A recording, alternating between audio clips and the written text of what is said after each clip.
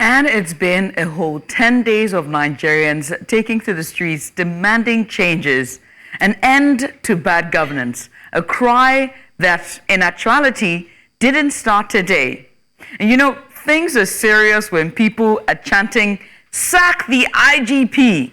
Because, look, the protesters have seen everything being thrown at them since day one of the hashtag End Bad Governance protests. From tear gas to anti-protesters, to hoodlums and thugs, to stray bullets, you name it. They have seen it all. But guess what? The plot thickened. Some protesters in Kano and Kaduna flew the Russian flag high. Videos circulated on social media of not just these individuals waving the flags, but videos showing how the flags were made. And whilst I saw the videos and all of the pictures, two things came to mind for me.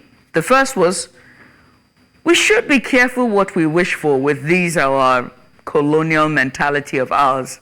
And the second is the sheer intentionality and ingenuity of just how quickly those flags were created.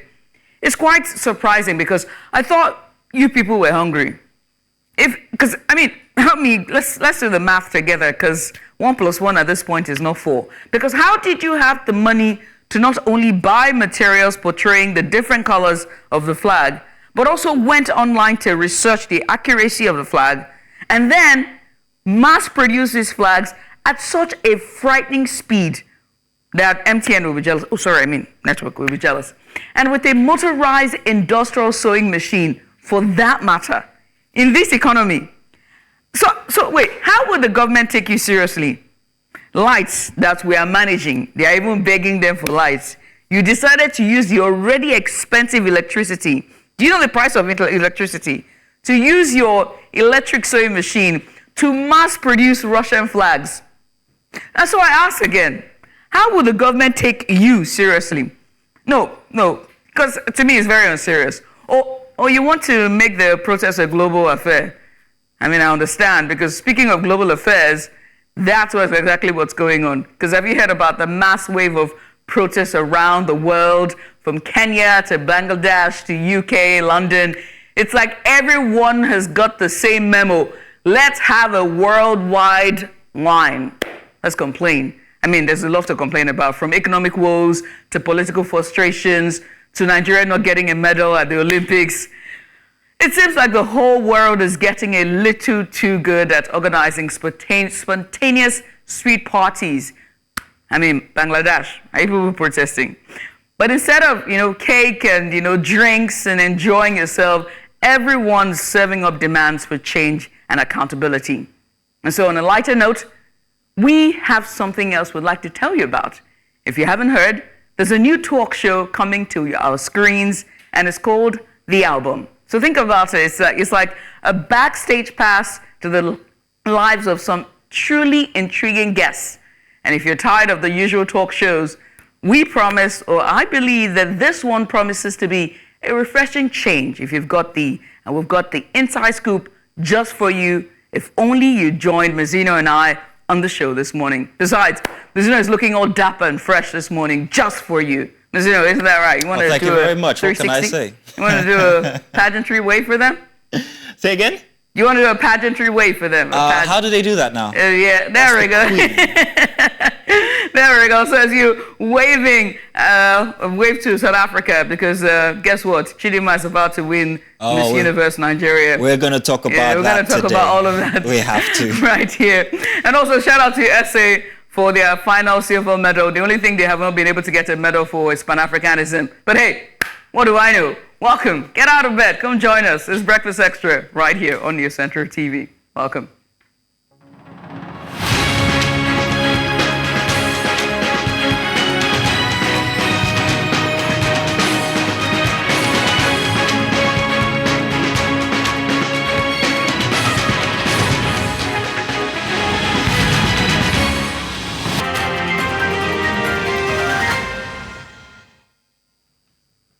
Thank you once again for joining us on the Saturday edition for Breakfast Extra. As the End Bad Governance protest comes to day 10, We chronicle the past days of the protest, the key events, clashes, and tragic loss. As we reflect on the past 10 days, we ask the critical question, what has been achieved so far? In the meantime, there seems to be a wave of protests sweeping across the African continent and the world at large. Later on the program, we will look at the cause of the protests, the demands of the protesters, and how various governments have responded to the demands. Meanwhile, we hear there's a new sheriff in town, or better yet, a swanky new addition to the program lineup here on News Central TV, which Judith has already just hinted you about. We'll tell you all about it during the course of the program this morning. And as the End Bad Governance enters its final day, day 10, we'll be bringing you live updates throughout the course of the program as our correspondents are across the nation on standby.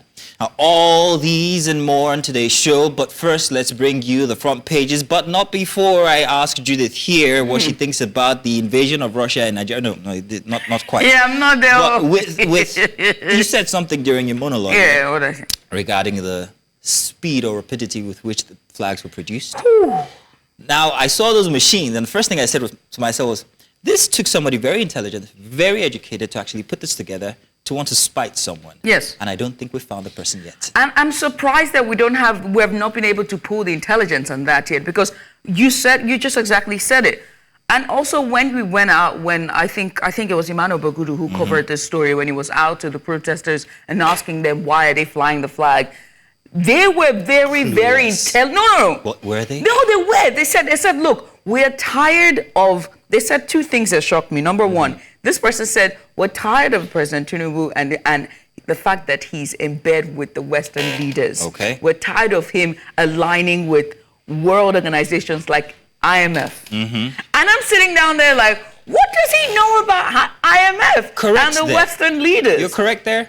But one place where I think they were clueless is the gravity of what they did. They didn't know what that meant. To burn a Nigerian flag and then to raise another country's flag. Goodness me. And what they are calling for as well, I don't think they understand the gravity of what they're calling for as well. Although Russia, the Federation of Russia has removed themselves and said, we know nothing about it. We don't know anything about this. But it is very concerning that such very far right ideologies is steaming and growing, and its roots are building in the north. It's very concerning. Reminds me of one of Farotimi's comments from February this year, when if I'm not mistaken, about the north and how this is all going to, But let's do the papers.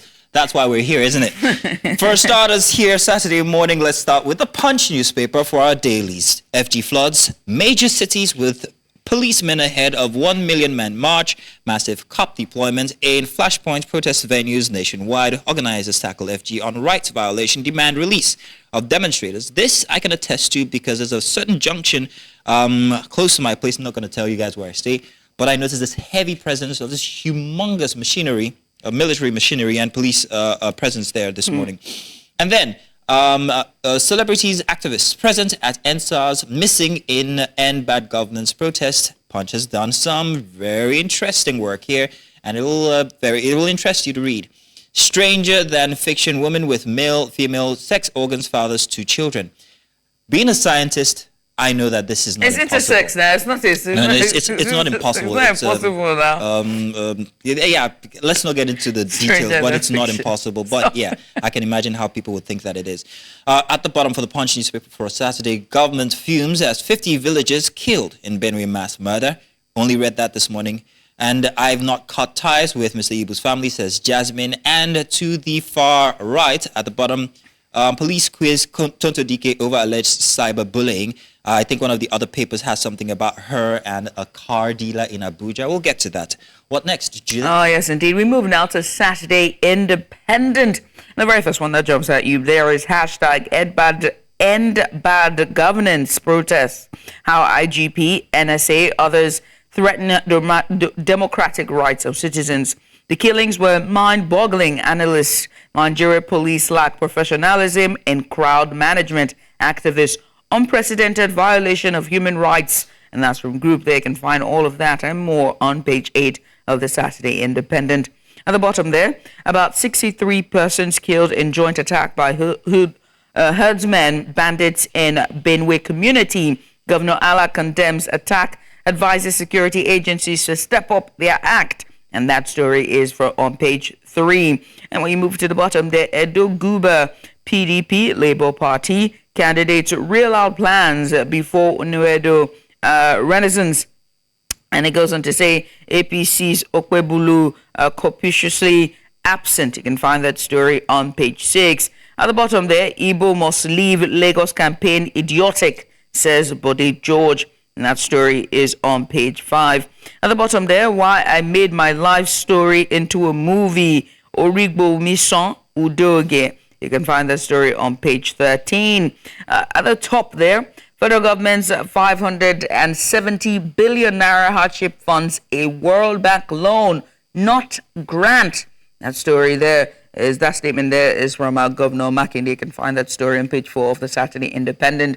I am alive. Senator Nwoku debunks death rumors. That story is on page 3. And right next to it, my next film, 7 doors bigger than Jagun Jagun.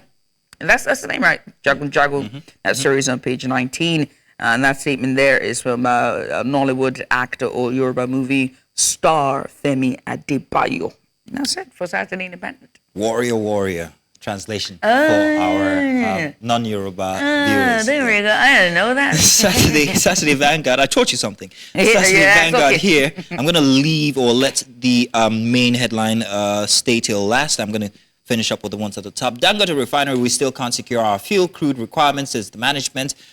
Battles Onyeka Owenu fought in marriage, how she was tricked to play in Abacha's 1 Million March show. That's on page 12. I would like to read that one. I haven't yet. And Makinde faults Tinubu on 570 billion naira grant, says states received money from World Bank, not the federal government.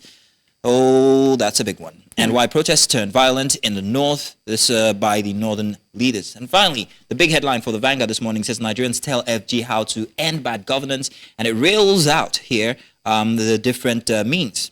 Downsize cabinet, reduce cost of governance, fight corruption with all sincerity, stop crude oil theft, reverse harsh economic policies, end culture of impunity, fight insecurity, boost agriculture, invest substantially in critical sectors, ensure justice, equity, rule of law, ensure electoral reforms. Did they lose anything? Did they miss anything out there, Judith? No, I think they're quite on point there with all of the demands. Interesting. Yeah. Move away from that now to the Guardian for the weekend. It's the weekend. The very big one that comes at you with joy of huge populations still eludes Nigeria. Why joy of huge population still eludes Nigeria? That story is on pages 28 and 29. At the top there, politics, page 8 and 9. Why Ogun's CNG initiative is such a game changer. That story there, that statement there is from Governor Abiodun. Hashtag end bad governance protest day 10. The heroes and the villains. You can find that story on page 2 of the Guardian Weekend. Right next to it, NLC holds emergency NEC meeting over alleged invasion today. That story is on page 43. Anyoku's led the Patriots asks Tinubu to convene constituent assembly. That story is on page 3. Nigeria, other African nations on red alert as the deadlier version of Mpox spreads. And that's monkeypox. You can find that story on page 3. What if Buhari had endorsed Oshibanjo or Adeshina? I'm sure that's an op-ed there. I can find that on the back page of the Guardian Weekend. Real quick, let's move on to the Saturday Times here. State of the nation, eminent Nigerian citizens visit Tinubu, ask for new constitution. Nigeria sitting on a keg of gunpowder, warns Obasanjo. Saw that interview. Insecurity, scores killed in fresh attacks in Benue, Kaduna. Simple steps to boost your vehicle resale value. Oh, I'm going to need that one. Abuja car dealer drags Tonto DK to court. Remember I told about this one? So if you want to find that interesting story there involving Nollywood Tonto DK, you could get a copy of the Saturday Times. And alleged 57.4 billion naira fraud. Kano government refreshes charges against Ganduje and others. And how to stay safe. As monkeypox spreads in sub-Saharan Africa. That's as much as we can take for the dailies this morning. Ah, yes, indeed. And that's it for the dailies this morning. We want to say thank you so much for joining us. You can always pick up all of this dailies and catch all of the biggest stories for this weekend and for today. But hey, there's more coming up on this hour, and we're going to take a deep dive into the hashtag #EndBadGovernance as it enters the final day of demonstration. We're going to chronicle the last 9 days, but first, let's take a break. Stay with us. Welcome back, and for our first big story, we turn our focus on the ongoing #EndBadGovernance protest that has gripped the nation. Now, what began on August 1st as a rallying cry against the pervasive economic hardship has now entered its 10th day today, marked by widespread demonstrations across the country, clashes too, and also, unfortunately, tragic loss of lives. The movement has seen a significant escalation with reports of looting and also vandalism, especially in the north in some states there, foreign flags being waved in others, and a harsh response from security agencies. Organizers have not only called for the sack of the Inspector General of Police, Kayode Egbetokun, but they have also declared 3 days of mourning for those who were killed during the protest. Yesterday saw a procession that started from Ojota and headed to Alausa, however, was stopped halfway. Right, yes indeed. And as we reflect on the past 10 days, we ask the critical question, what has been achieved so far? Has the movement made strides towards its goals? Or are we witnessing a stallment between the government and the people? And so to help us unpack these developments, and we have with us a panel of esteemed guests, which we're going to get into. But first, joining us live in the studio to give a more in-depth analysis, we have with us Mr. Boiga Akoshile. He's a special advisor to the governor on media and publicity to the Lagos State governor, and he's going to join us to offer the government's perspective on these protests and the steps being taken to address the concerns raised. Welcome to the program. Good morning, sir. Welcome. Good to have you. Good morning, Basil. Good morning, Judith. Good morning. Welcome, sir. First, please. I mean, I'm just we're supposed to be joined by other guests, and they will join during the course of the program. But let me start by asking about the Lagos State government. They have been at the center of the protests recently when it comes to Southwest, right? The Southwest. And we've seen as well, in all prominent other protests, we've seen Lagos be so much of a center of it, right? With all of the media attraction and conversations on social media. So can you share with us the steps that the government had taken to address the concerns raised by the hashtag #EndBadGovernance when it comes to Lagos State Lagos State government, specifically when it comes to measures that are being implemented, to meet their demands? Thank you very much, Judith. First and foremost, it's to say that the protest wasn't really about Lagos State government.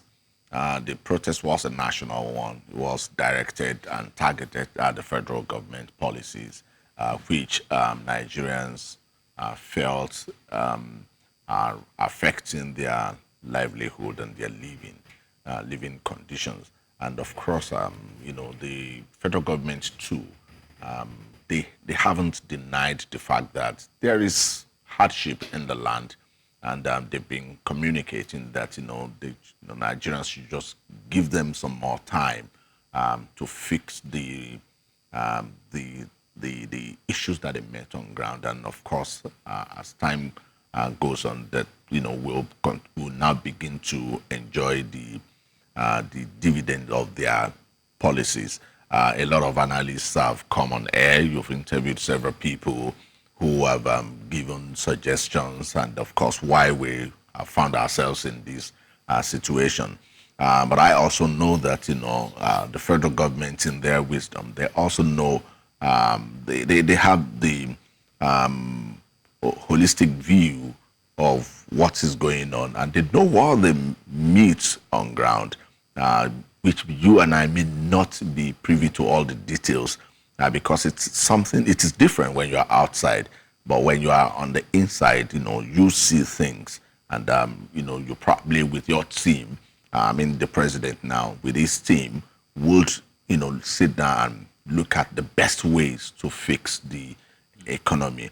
And of course, if the policies are not really good for the people have a right to say, hey, Mr. President, your policies, the direction they're, affecting us. And, there's high inflation, there is, upward movement in prices of goods and commodities. And please, can you just look at these policies again and, take a review and make sure that, things, go down. So the federal government, is communicating with the people. But of course, Nigerians said no, that we have to go on the street, we have to protest. And, it is a constitutionally guaranteed right. Okay. And some organizers of the, in bad governance or hunger protest, as the case may be, give 10-day nationwide strike, which they started about 10 days ago. So they have coordinators in all the states of the federation. So to bring it down to Lagos State, when we learned about the proposed strike, the proposed protest, our principal, the governor of Lagos State, a very proactive man, he doesn't wait, for things to happen. So immediately, swung into action to see how best we can mitigate the effect of the protest if it ever happened. As at that time, that was about 5 weeks ago. That how best can we see to limit collateral damage, and in fact we don't even want any. Can we work against any at all, from the point of engagement with different people across different segments, the student bodies, the civil society organization, the media, the religious bodies, the traditional rulers, the community leaders, everybody. He met with and engaged with everybody and spoke with them one-on-one to say that, look, we have learned a very bitter lesson from the 2020 protest that almost brought Lagos State to total ruins. We don't want, we have even yet to recover from that. So we cannot afford any further damage on the state. So that really helped a lot. And of course, he engaged the security operatives. He had, 2 or 3 security meetings, so whereby they discussed all of this. But I think more importantly, what really worked for us in Lagos is that Lagosians are very sophisticated people. They are not really swayed by emotions or sentiments. They can see, they can feel. And because they are already feeling good governance of Mr. Babajide Sanwo-Olu, they see what he has been doing. So majority of Lagosians didn't feel any need to protest against it. I'd like to say something about the humility with which you speak about the proactivity of the state governor, which is very nice. However, what would you say to the argument that with this proactive measures that he tried to put in place to mitigate effects of a protest, that he might have suffocated the protest itself, relegating it to certain places where it might be hard to reach if you're a protester or an interested protester? What would you say regarding that? Okay, so if I'm engaging with you, I'm not using the barrels of the gun. I'm not carrying guns to say don't do this. If you do it, this is what I'm going to do to you. It is talk. So I'm not suppressing. I'm engaging. I'm appealing to your conscience. I'm appealing to your thinking ability. And you, in your own wisdom too, will go back to say, I think I agree with this guy. You understand? So in that way, it is not suppressed. So if anybody says that, we tried to suppress, that person is just being So that's mischievous. Lagos State. Yeah, I'm talking about Yes. Lagos State In the grand now. scheme of things, Nigeria now, noting that there were deaths, 21 deaths that were recorded. How would you score the handling of the government regarding security agencies on the protests? Okay, so maybe I'm not very qualified to speak on the general, in general terms, across the country. But because I may not have the real information as to what led to what in some other states, but I'm only relying on what you, Massimo, will tell me as a journalist, what Judith will read in a news bulletin. I'm only relying on that. But if I'm relying on what you people have told us that happened from all your reporters, because I saw that you did a lot of live feeds, during that period, I think that it's a two-way thing. The security operatives, they try their best, in my view, but then they still need to do a lot more in terms of engaging the people when you have protests of this nature, right? However, when protests get to a bigger crowd, you have all sorts of people in there. There are about 3 categories of people in protest. The hungry people who are genuinely hungry and are angry. A hungry man is an angry man. Genuinely hungry. That, look, what is this? I couldn't eat this morning. I'm even tired. This is it. Because he's hungry. Speaking of genuinely hungry and the common man, the president in his speech, the president in his speech said that the governors, that he had given out somewhat of a grant to the state governors regarding palliatives to their constituency. Do you want to speak on that for Lagos State and the money that was received and how it's been disbursed so far? Thank you very much. Now, it is no brainer. Everybody sees it. I think, one of your reporters, I've forgotten her name, Wura or something, she's covered, the governor's activities on how well we've done, palliatives. In fact, we didn't have to wait for federal government. So, but did the state government receive anything from the federal government? Oh yes, state government, just it's been publicized. Every state government. Well, I don't know about other states. We received, and we spent more than what we received. How much was received? Well, I do not have the exact figure of what we've spent so far, but how much was now spent? Because you said there was more that was. Yes, added. I know that during this period. Let's take, for example, the markets. The Sunday market subsidy that we did, the subsidized market, 25% that we allowed people to go to the market, just get your ticket, pay via POS, and you get 55% reduction on whatever commodities, whatever items, that which a lot of people have applauded. And the governor said in his speech, the day before the protest, started, that is reintroducing it. They're just working on the logistics. Now, take for example that one. That one was costing the state government over 4 billion, naira every month. Every month. Yes. So in a year, it's over. We say what, trillion?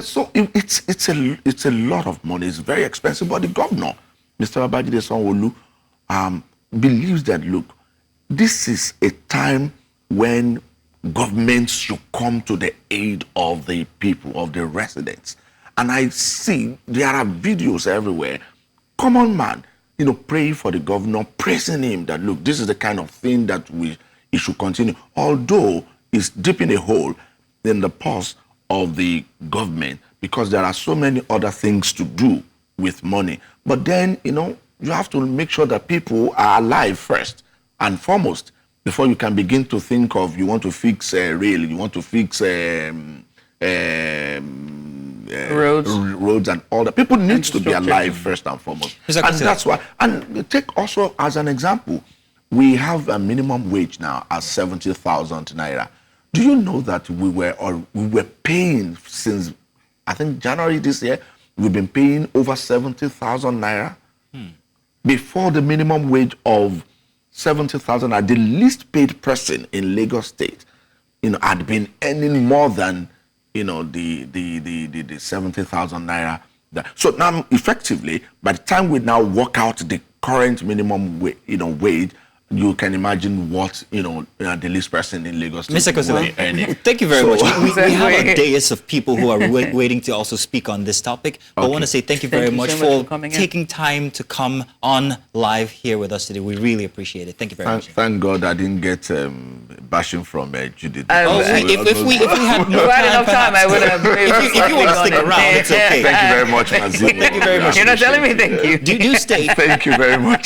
But let's now move on to our other guests whom we have via live view. We'll be talking to Mr. Omoyele Sowore, who is a politician and also an activist and was at the forefront or is at the forefront of the End Bad Governance protest since the 1st of August this month. Yes, indeed. We'll also be speaking to Ibrahim Farouk. He is the program coordinator of IAGA Africa, a non-profit organization promoting participatory democracy, human rights, and civic participation. And he also shares perspectives on the role of civil society in these events. Gentlemen, thank you so much for joining us. Thank you for having me. Thank you very much, Mr. Sowore. Mr. Sowore, first off, let's ask you an evaluation of the past 9 days. Today, the 10th day. What's your view on the direction the protest has gone so far? Well, it has been very, very successful, and I'm not saying it because we're involved. It is my own assessment, and we're starting to see that the people of Nigeria have woken up, and the sleeping parts of Nigeria are also waking up. I watched this morning a clip by a group of Nigerians known as Patriots visiting Tinubu in Abuja, asking him to start the process of making a people-oriented constitution. That's our number one demand out of the 15. And they made an eloquent request about the need for it. I cannot speak to the processes they suggested because that's not something that we are interested in right now. But people are waking up, and they also made it very clear that they told Tinubu and his security agents not to kill people who are legitimately asking for their rights. And you have seen that there's been a lot of rush in terms of interventions. Suddenly, they're releasing money left, right, and center for grants. They are making all kinds of efforts to to make sure that Nigerians are calmed down. But it is for us a little bit. I mean, too little, too late. But this is 10th day as I'm speaking with you. Abuja is on the streets to for the grand finale, and I think Lagos will join soon. Port Harcourt will do so. But we must not forget to mention that a lot of high-handedness, extrajudicial killings, and a lot of shenanigans by security agencies would not be overlooked. This was completely terrible handling of Nigerians who are asking for their rights peacefully that we saw in Kano, we saw in Kaduna, even in Lagos, where thugs were driven to various centers where protests were happening to beat up peaceful protesters and even journalists, including your journalists. I'm surprised that you didn't ask the Lagos guy why they decided to send thugs to beat you guys up. But that's a conversation for another day. Oh, yes, indeed. I mean, speaking of the demands and the protests, today is the last day. Demands have been made, and the government, the president has come out to address it. And he also talked about somewhat of a negotiation or some sort of talks on the sidelines. But if I'm correct, about some days ago, you posted a non-negotiable list of demands that are core demands of the protesters. And those non-negotiable demands, I must have to ask, this is day 10, right? If it's non-negotiable, do you think that it has been achieved then? No, this is day 10 of a series of revolts that will hit Nigeria if these demands are not met within a period of time. And let me let you in today, being the first, sorry about that, been the first station that we will tell this, that these protests will resume from the beginning of October. And they might even resume earlier, depending on situational variables. And when we start in November, we will not stop until these demands are met. So already that conversation is going on among planners and organizers and the public, members of the public about this. So just to get it right, 1st of October, which is Independence Day. yes, well, they're on Independence Day. We want to fight for real independence starting from that day. Now, I must ask, given all of the situation that have occurred during the hashtag End Bad Governance protests, from the dispersing of protesters with live bullets, ammunition, to the curfews that was imposed, as well as the events that we saw in Kaduna and Kano, do you think that still going back on the streets to demonstrate is the answer to call for these demands? Yes, because that's the only language they understand. They don't understand any language that is just mere sending letters to them. But this is not about sending love letters to people in government. People have been cheated. People have been abused. They have been deprived of their fundamental rights, social, economic, and political rights, and they're asking for redress. And so there's no going back in terms of there shouldn't have been a break, but it was the decision of those who are planners and organizers of this that we do our first 10 days as a rehearsal, and the main thing would hit after that. Mr. Shawara, certain agencies, governmental agencies, immigrations, finance and all, have talked about certain scrutinies regarding people who they consider sponsors of the protests. First question is, are you a sponsor of the protests here in Nigeria? One, and if you are, have you noticed any indication that you are on some sort of watch list, whether by the immigrations or by the financial institutions here in Nigeria? And also your roundabout view regarding that watch list. That's the people who should be on watch list. The people who created hunger, starvation, and unemployment, not people who are trying to erase it. But we are Nigerians and we understand how they think. The second aspect of it is that I have been on the watch list of Nigerian government since 1992, when I was part of the student leaders in Nigeria that fought against Ibrahim Babangida, then general and head of state, during Babangida Moscow. So I don't know why they are wasting their time mentioning watch list again.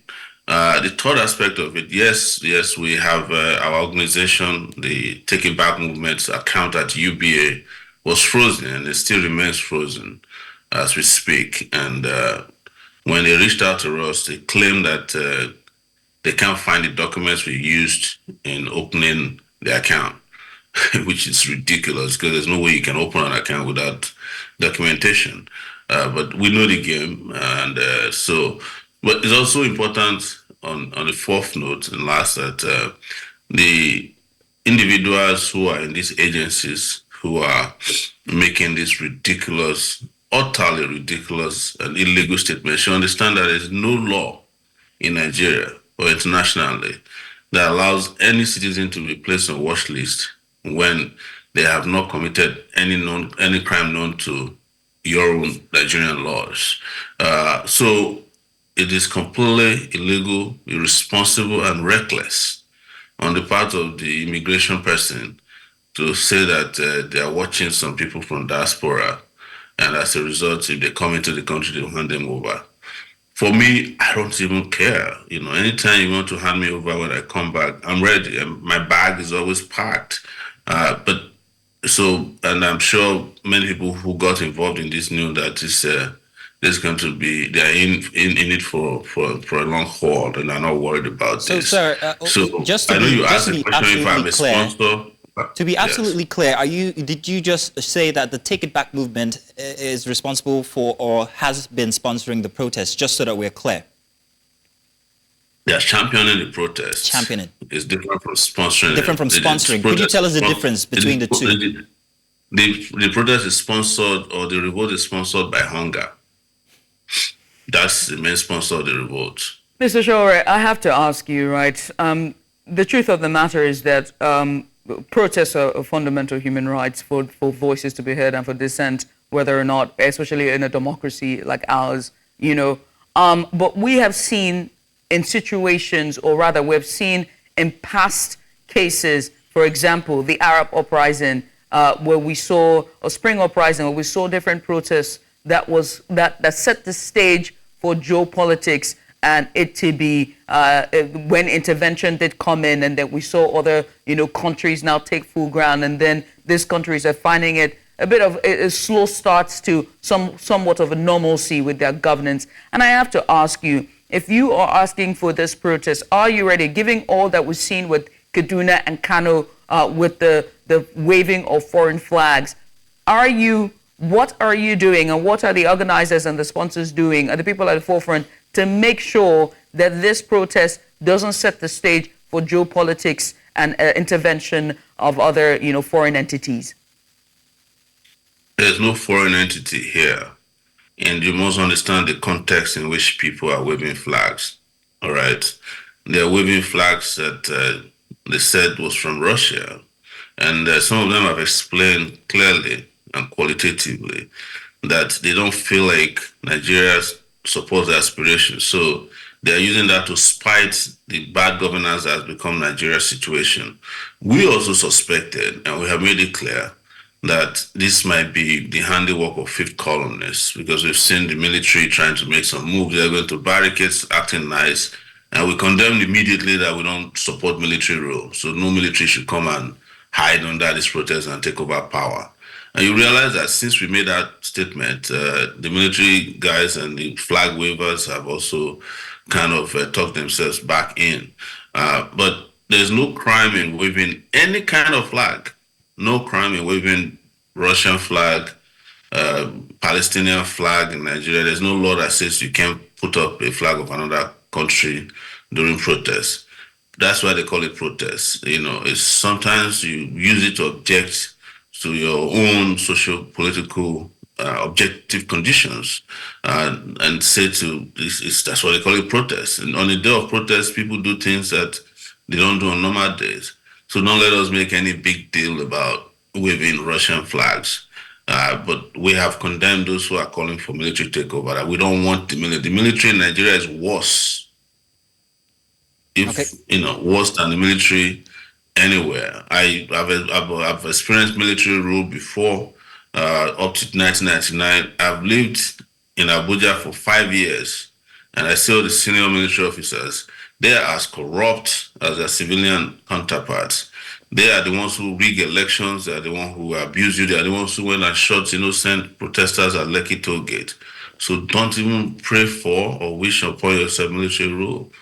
And bad governors also include those guys in the military and the security forces, and we want to put an end to all of that. So you have condemned those calling for military rule, however, not the waving of the Russian flag. However, there are laws that say that this is treasonous. However, my focus now would be the loss of lives. Before you proceed, tell me which law says it's treasonous. Because I may not be a lawyer, but I frequent law courts a lot in Nigeria. Yes, sir, can you tell me which section? By the sovereignty of any country, it is treasonous, actually. And also note that they burned the Nigerian flag. You can make a pronouncement on TV, on national TV, or people watch internationally. Mr. What is treasonous about waving the flag of another country during protests? Tell me. Because, I've faced treason charges before, so I know a bit about treason or treasonable felony. We won't make that the focus, sir. But I have one question regarding the loss of lives that have happened during the protest. We've had 21 people who have lost their lives. There was a procession yesterday inside of Lagos from Ojota all the way to Alausa, although they didn't get there. However, you've also talked about the fact that there would be a series of these actions, these protests that will continue. You've mentioned October 1st, that's one of those dates. What would you say to the loss of lives, and what reorganization would you make as a proponent of the protest so that there is not a reoccurrence of loss of lives? The protesters and the organizers are not the ones killing protesters. It is the government. We've recorded so far almost 40 people killed by the police. Some of them at execution style.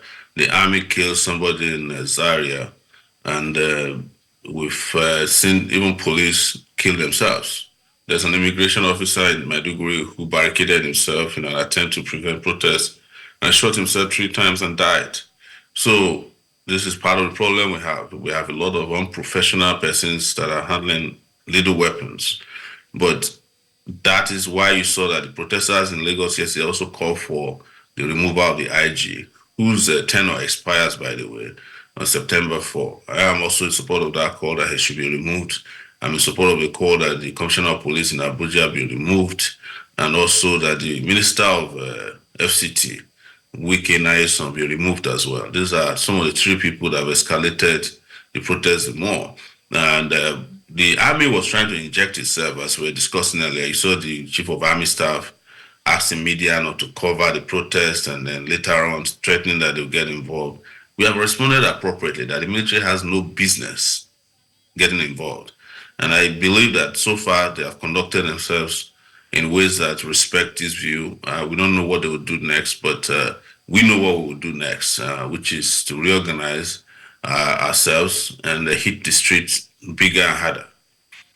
For the next batch of protests starting from August 1st, October 1st, I beg your pardon, would it be another 10-day protest, or would it be just a continual thing until the demands are met in its entirety? I think we're going to go back and discuss with organizers and after today.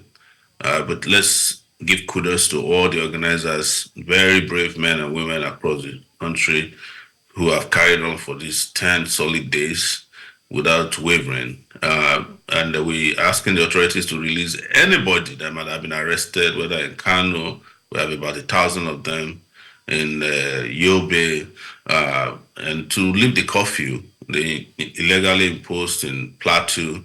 So we are going to reorganize and meet again and decide how we want to do it. But I think the general sentiment is that it should be a rolling protest, especially between October 1 till October 20th, which should be the annual anniversary of the Lekki Toll Gate killings. So, but this decision is not for me alone to make. I'm just expressing to you sentiments of some of the planners that we've been talking at the back end. Mr. Sherry, I have to ask, will you be available? Would you be on ground to join the protesters at the forefront? You know, when we had this conversation the first time, I told you that first the protest will happen, which most of you did not believe. Second, I told you I would participate fully, which some of you thought was my own way of saying or being semantic. It wasn't. I have participated fully in this protest in ways that most of you couldn't have imagined. The world has moved past where you live or where you stay to do protest. Or what is important, and which we have proven, is that everybody that committed to making this protest a success did their best from wherever they are. So if I'm going to participate physically, which is what you're asking, you will see me, and I'm sure that will happen one of these days soon. But the most important thing is that we all participated in this, including you guys, because I saw you guys in the media took a lot of heat, tear gas, and then just seeing your Lagos guy being rough handled live on TV broke my heart. So thank you all. Also. Yeah, well, I mean, we're just doing our job to bring the news to our viewers. But I have to ask, you said that you have contributed to the protest in some way or the other. I want to know, just to be clear, what were the roles besides being there physically? Well, you know, when the protest happens on this scale, there's a lot of departments making things happen. So should I disclose to you exactly what I was doing? That will be for another interview in the future when we have won. Well, thank you very much, Mr. Shore. Thank you for joining us and giving us your view so far on the past 9 days. Thank you so much for having me. And I'll see you guys physically one of these days. So we'll be in the studio together. Maybe after I return from prison. Because Mr. Shore, thank you Mr. again. Shore, thank you very much. thank you. Do stay tuned. We've got more coming your way. Let's go on a break now. When we get back, it will be our second hour here for Breakfast Extra for Saturday. We'll be back.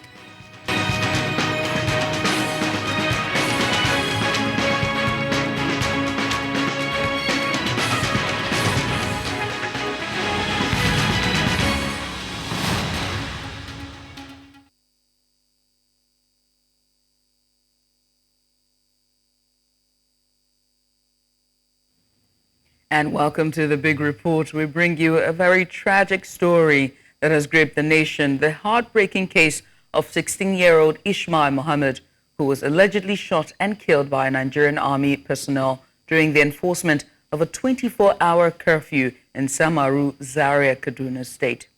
Now, the grief-stricken family is now demanding justice and compensation for the loss of their son. However, conflicting reports have surfaced regarding a supposed compensation from the Nigerian army, which was cleared out during the week. News Central's Emmanuel Bagudu visited the family in Samaru, Zaria, to get the facts straight. Here's his report filed earlier this week.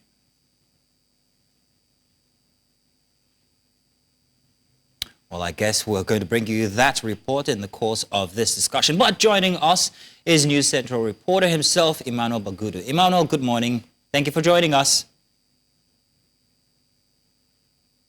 Hello, Emmanuel.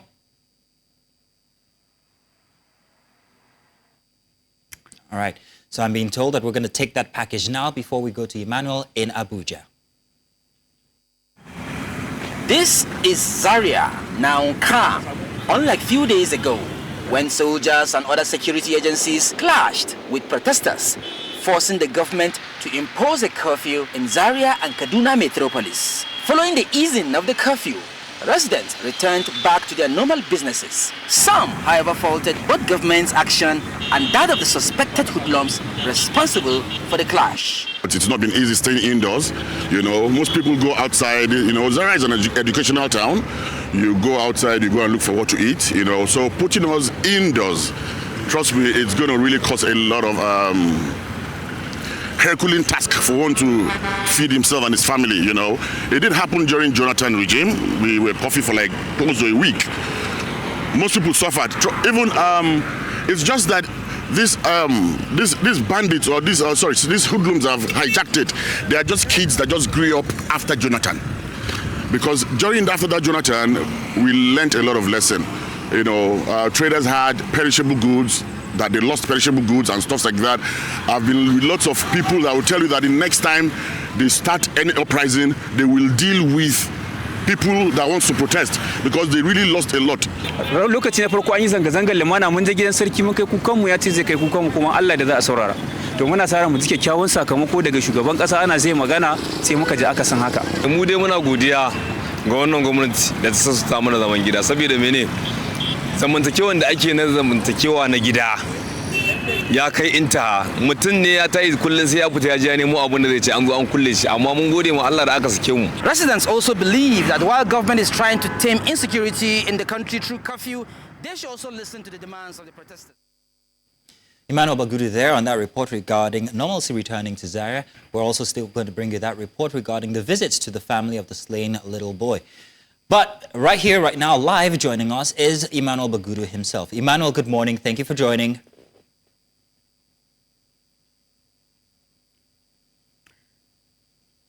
We seem to be having some technical issues with bringing issues him there. Emmanuel Bagudu is live. He was been covering this story. He's been covering this story in Samaru, Zaria, when the 24-hour curfew was set, and he followed through when the boy was shot allegedly by Nigerian soldiers while trying to impose the 24-hour curfew. We'll go on a short break. When we come back, there's more. Stay here.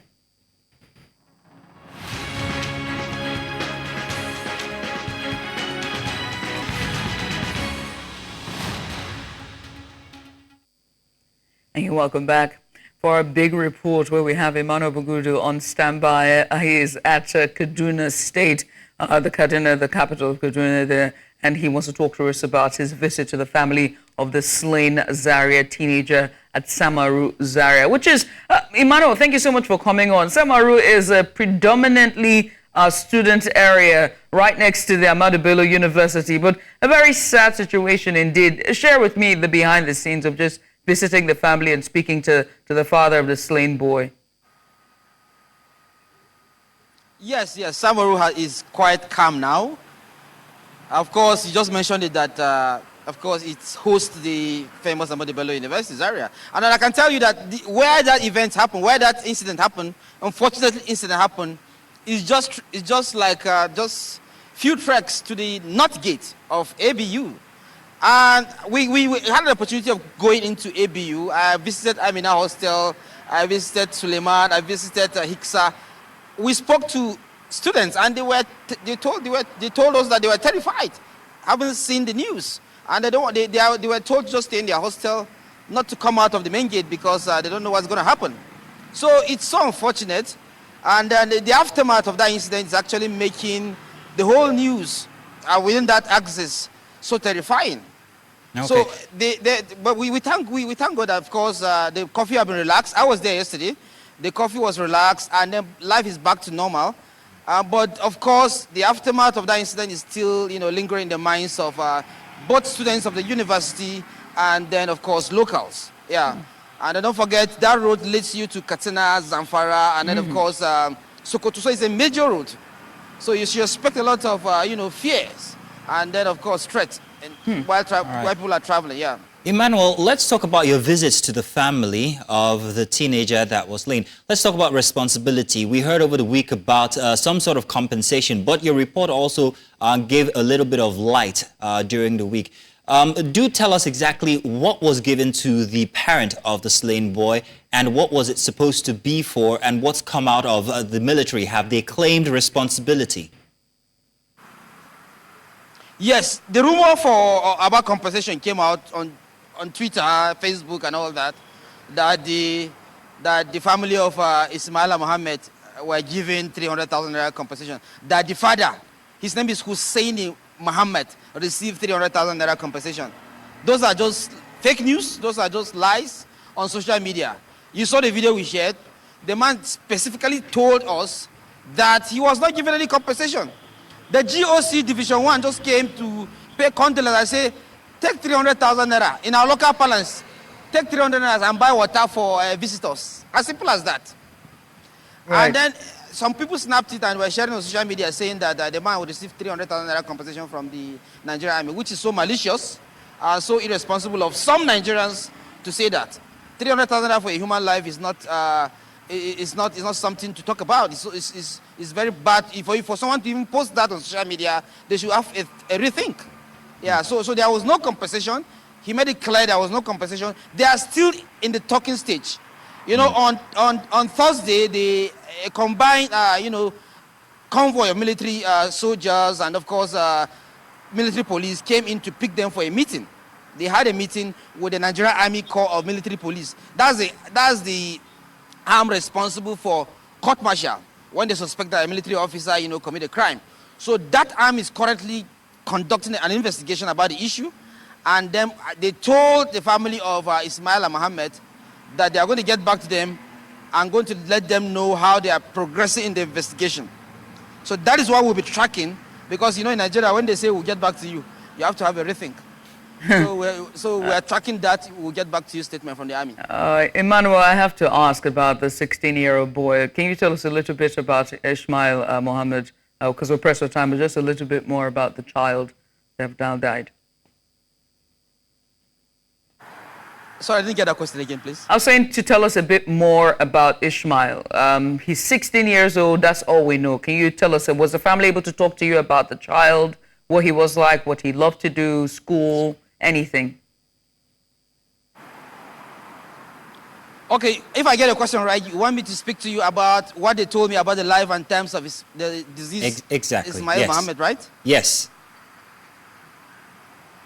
Yes. We spoke to the father. He told us very well that he's a 16-year-old boy, very industrious, very obedient.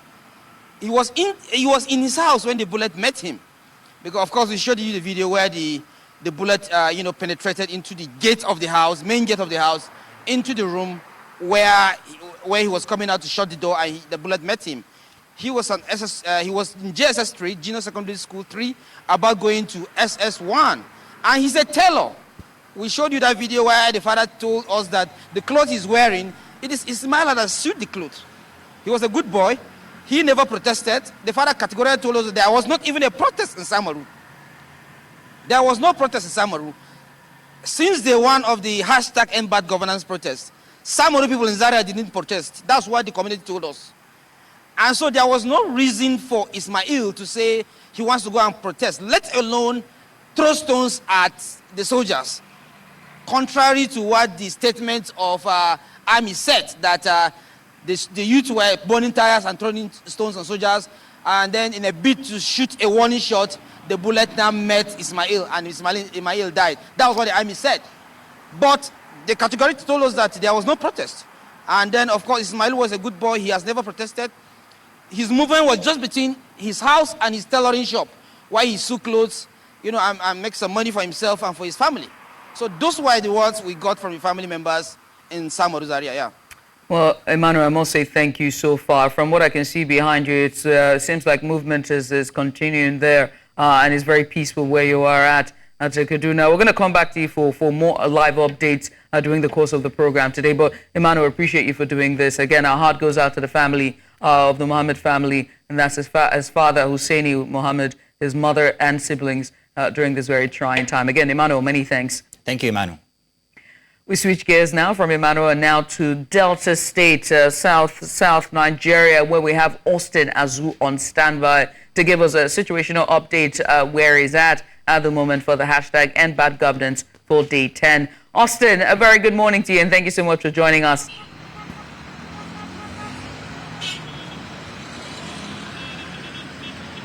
Good morning. Good morning.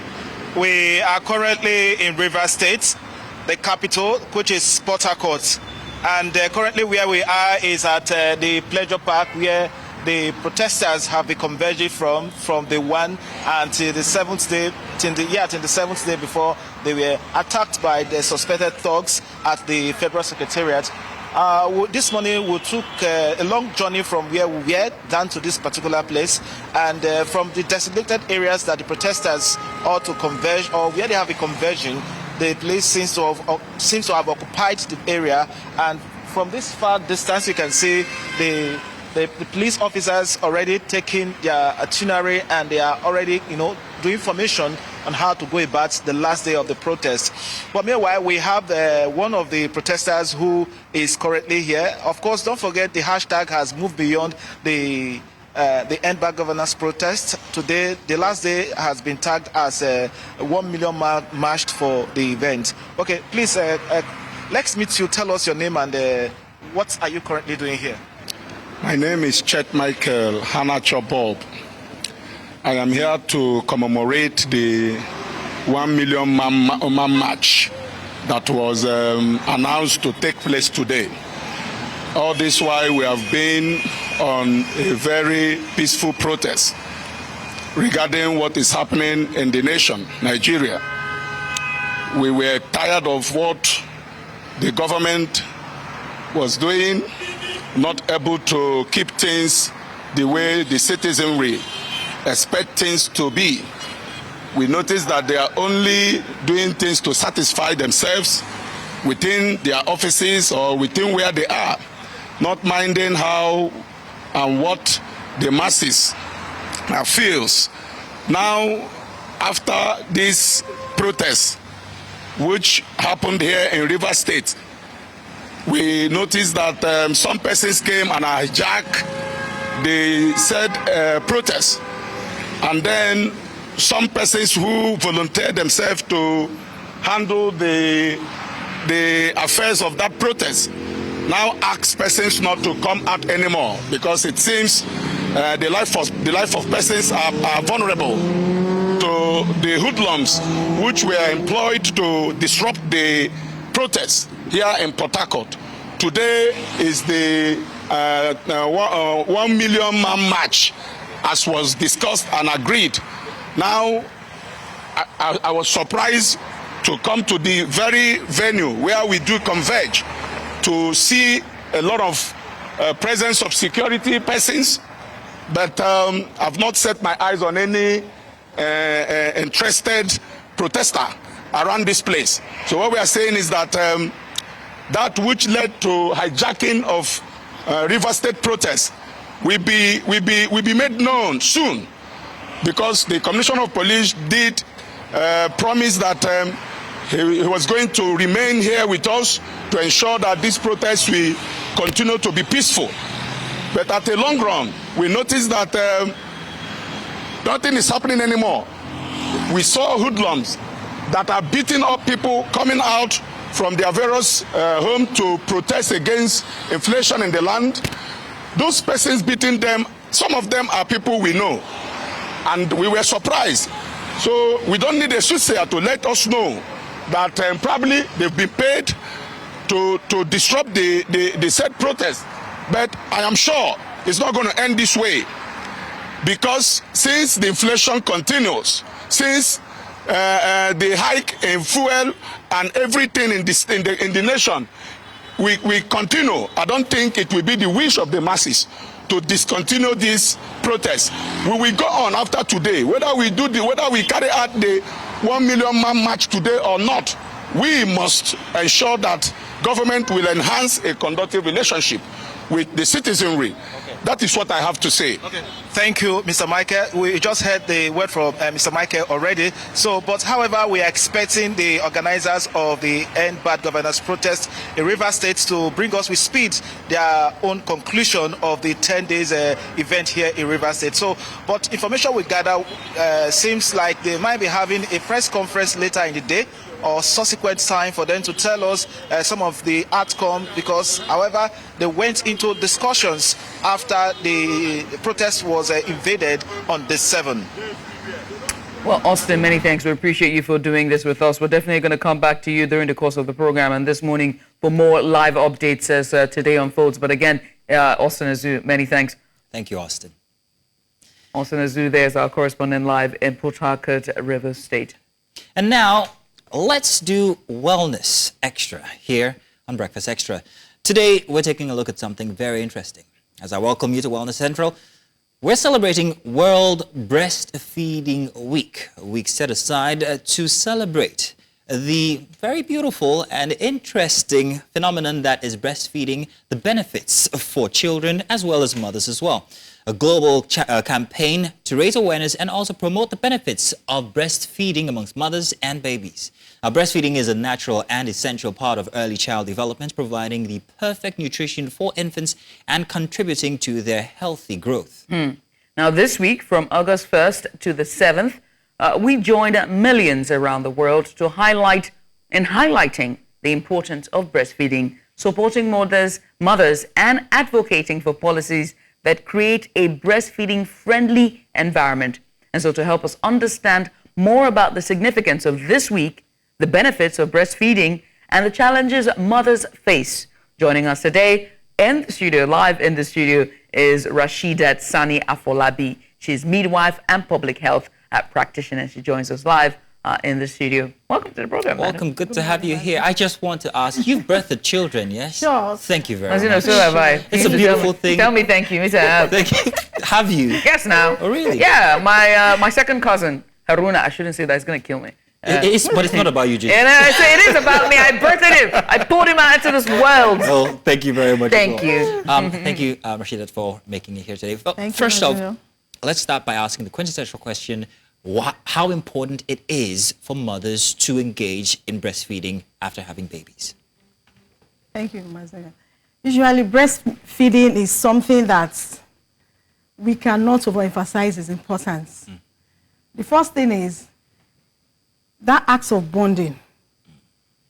You cannot quantify the love, the affection that comes with breastfeeding. But I'll take us through when the woman is pregnant. From pregnancy, she's already carrying the baby. She's aspiring to have a live baby. And in the process, she will be informed of why she needs to breastfeed her baby. We know that breast milk is the first nutrition any child is expected to have. In fact, it is a fundamental right when it comes to nutrition, because nutrition is essential for children. So it's the right of the child to have adequate nutrition. And in doing that, a pregnant woman ought to have been informed ahead that this is the best way to go and this is how to go about it. So right from the labor room, immediately the baby is out. The midwife delivers the baby towards the mother's abdomen. And thereafter, the woman is stable. She puts the baby right to the breast in the labor room, usually within the first 1 hour of life. Why are we doing this? This is best practice globally. And it is what is recommended by the World Health Organization. It's practiced all over. And one of the reasons is to help control bleeding. So then, hang on, I get control bleeding. You know when? Yes, you know when a woman puts to bed, definitely she's going to lose some blood. Yes. And in the process, by the time she puts the baby to breast, there are some hormones that are responsible for lactation and also constriction of the uterine muscles. So by the time the baby is put to breast, it stimulates the hormone and it aids contraction of the uterus, which is the womb. So it goes in and it controls as against the uterus just being flaccid, that we say is tonic. Right. So that's the first thing. Thereafter, we put the baby to breast and we continue. And you know the first thing that comes out from the breast milk, from the milk itself, is colostrum. That first milk that comes out is colostrum. And it is very, very essential that every woman that wants to breastfeed or wants to go through the exclusive breastfeeding, which is what we advocate, must give that baby the colostrum. What does colostrum The consist colostrum, of? usually, you know, the color, sometimes that's the first milk that the woman produces. And the color varies. Sometimes you have it like off-white, yellowish, and it has something very essential in it, which is the immunoglobulin, and is an antibody, which the baby needs to protect itself in the first few days of life. But I know 3 women in my life that had issues with breastfeeding at first. They were unable to bring out breast milk, you know, and be able to have the baby latch on at very early stages. In fact, I think about a month in was still very much an issue for them to lactate and have baby. I think one of them had an issue for 1 month, and then the other just didn't bother breastfeeding that particular child. And so I would like to ask about the difficulty, because I think that the misconception that we have is, you know, the breast milk comes naturally. It has to come. Some persons seem to have issues having the breast milk. So what are the techniques to be able to lactate and, you know, be able to have your baby latch on, you know, some, you know, techniques and tips that you would give? Okay. It's not impossible. We have cases like that, but those are outliers. However, for people not to come down with such complaints or challenges, that is why I took us through having to go through the proper antenatal care. A woman that goes through the antenatal process would have been educated on how and why she needs to breastfeed. So I told you it's an hormonal response. There's a feedback mechanism that is involved in all of this. So when the woman is psychologically prepared that she wants to breastfeed, remember, immediately a woman gets pregnant, towards the first few months of life, from 16 weeks upwards, you realize that the breast milk becomes full. The breast will become full with milk. It's already preparing itself towards delivery and for the baby by the time the baby comes. And that's why you even find that even a woman that delivers before term, which we call a preterm delivery, the woman can still produce milk for that baby. She will express the milk and give to the baby. So it's already established that the breast milk is readily available. So for such a woman that cannot breastfeed, or probably she couldn't lactate, she's not getting enough milk, it means that it might be as a result of not positioning the baby well, they're not being psychologically prepared, they're not getting adequate nutrition, or she might not even be taking enough fluids. And in all of this, it's something that she ought to have prepared herself. But if she now finds herself in such a situation, it's best she sees a midwife or a doctor so that they can discuss and see where the issues are. At times, it might even be the nature of the nipple. Because for the baby to latch well on the breast, the nipple has to be erect, as against when you have something that is retracted. So when it's retracted, the baby cannot position well, because positioning is an essential aspect of breastfeeding if we must get it right. So the baby has to position the baby in such a way that the lips of the baby covers the areola, that's the black outside part of the breast. Then the nipple is inside, and the baby is able to pull the breast milk. So all of that are very essential for such a woman to be able to sustain. I mean, Nigeria has a disparity when it comes to, I mean, women and the support for women and just healthcare for women in general when it comes to support technically, family life, work-life balance, and even with husbands and the external family, right? And that's a very big issue that one has to address. So what role can family members, you know, healthcare providers, and even employers play? Because 3-month maternal leave is not enough, in my opinion. And then you come back, you're dealing with coming back to work, you have a nursing baby, you're thinking about taking that very little child to daycare. There's so much going in the mind of a mother, I would think. So how then can we ensure that mothers have the support that they need to successfully breastfeed? And that, for me, I would say a very big thank you to the people that came, especially WHO, the World Health Organization, for coming down with this theme. This year's theme is breastfeeding for all, closing the gap. In terms of closing the gap, ensuring that we do not have disparity for either is those that are very comfortable that can breastfeed, you are economically buoyant. No, it's something that every woman should go through, that we encourage every woman. In fact, regardless of probably our HIV status or other conditions, that some people will, in quotes and unquotes, believe that because she has a particular condition, she cannot breastfeed. No. Now, in terms of support, I'll still go back to the process. It has to start from pregnancy. A man that goes through the ANC, the antenatal care with the woman, at some point must have been informed his role as a spouse. It starts from there, because it will enable her to be able to lactate well. Mentally, she will be so relaxed and she can go through the process. Really, exclusive breastfeeding is not as easy, but however, it is something that is highly commendable. It's something that is rewarding when done as it should be done. Now, for support, I've said we'll start from the home, whereby the spouse assists the woman by giving her that love and enabling environment. That joy is there. Then it now goes on to the mother and the mother-in-laws. If they are not well informed about the importance of exclusively breastfeeding a child, it is not that people do not breastfeed, especially in this part of the world. A lot of people breastfeed, but how do they breastfeed? We do not encourage mixing of any sort, not even drugs. Some people, when they deliver, they'll start giving some drugs to the children. It's not advisable. For how long should you breastfeed? She's supposed to breastfeed exclusively for 6 months without adding anything, not even water. And is it okay to extend these 6 months? Yes, I did it. I did it even as a first time. My first child was through a cesarean section. But even at that, I still exclusively breastfed my child for 6 months. And in terms of support at the workplace, I know for sure that there, in fact, in some places, they even give as far as 6 months and the likes. Like Lagos State, you know, they give like 6 months. There's even, I'm also aware that they also give paternity leave for 2 weeks. Thank goodness. 2 weeks is nothing. 2 weeks. But it's something, it's a start. It was nothing before. It's a start anyway. Yeah. I enjoyed nothing. You worked with me when I had my daughter. I know. They gave me 1 day and a query.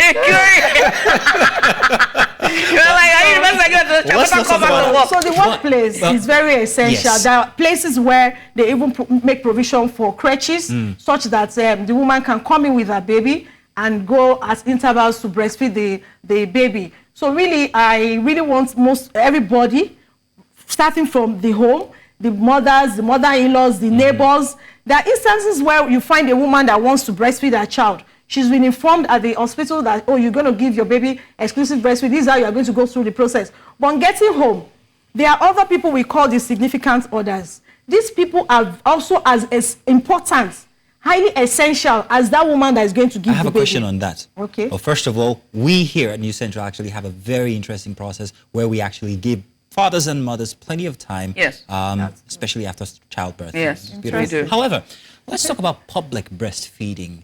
The stigma, the view, what it should be, what it shouldn't be. It's, for some people, weird to see a woman breastfeeding out in the open. What arrangements are in place for women who are breastfeeding, and how should we view it, especially the male folk? Generally, like what we are doing now, we are advocating, we are informing, and we are educating the public. If we know that the child this is where the child's nutrition, this is where the child's food is coming from. It's just human that you want to support such a process. It's human to know that what she's doing is to ensure that we have healthy children, the family, and the society at large.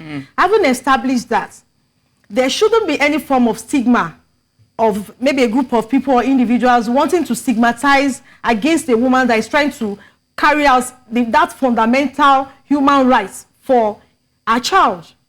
So for places in open, there are some, they can provide a place for her. Madam, even if it's a seat, madam, please sit down. And she goes ahead to breastfeed her child. Even for, as a woman, I use the hijab, but with that, I breastfeed myself, my child, all my children, exclusively. And I do that, I don't have to say because I'm in the public. Sometimes I modify my dress code, to make it convenient for me and my baby. I can make it, I can use a zip so that I can easily, yes. You can sit somewhere and provide a place and she face away from where the public is. So it shouldn't be something that people should shy away from doing. And I just want to employ the community and everybody to support, because a woman that is doing this, it shows that such an individual is highly responsible. She's compassionate and she wants the best for her child. So in my own opinion, and I strongly believe that it is not likely, but for those that for whatever reason do not support breastfeeding, this is why we are doing in public. This is why we are doing this. In fact, that sometimes you have aprons that for breastfeeding women that they can put on, and she can and make her a cape that covers the child. Very comfortable, fanciful. Just modify, be comfortable. You know, you do these things, and at the end of the day, it will also encourage other people, especially the youth and those that have not started having babies. That if she can do it like this, so tush, and the baby is so comfortable, well placed, and.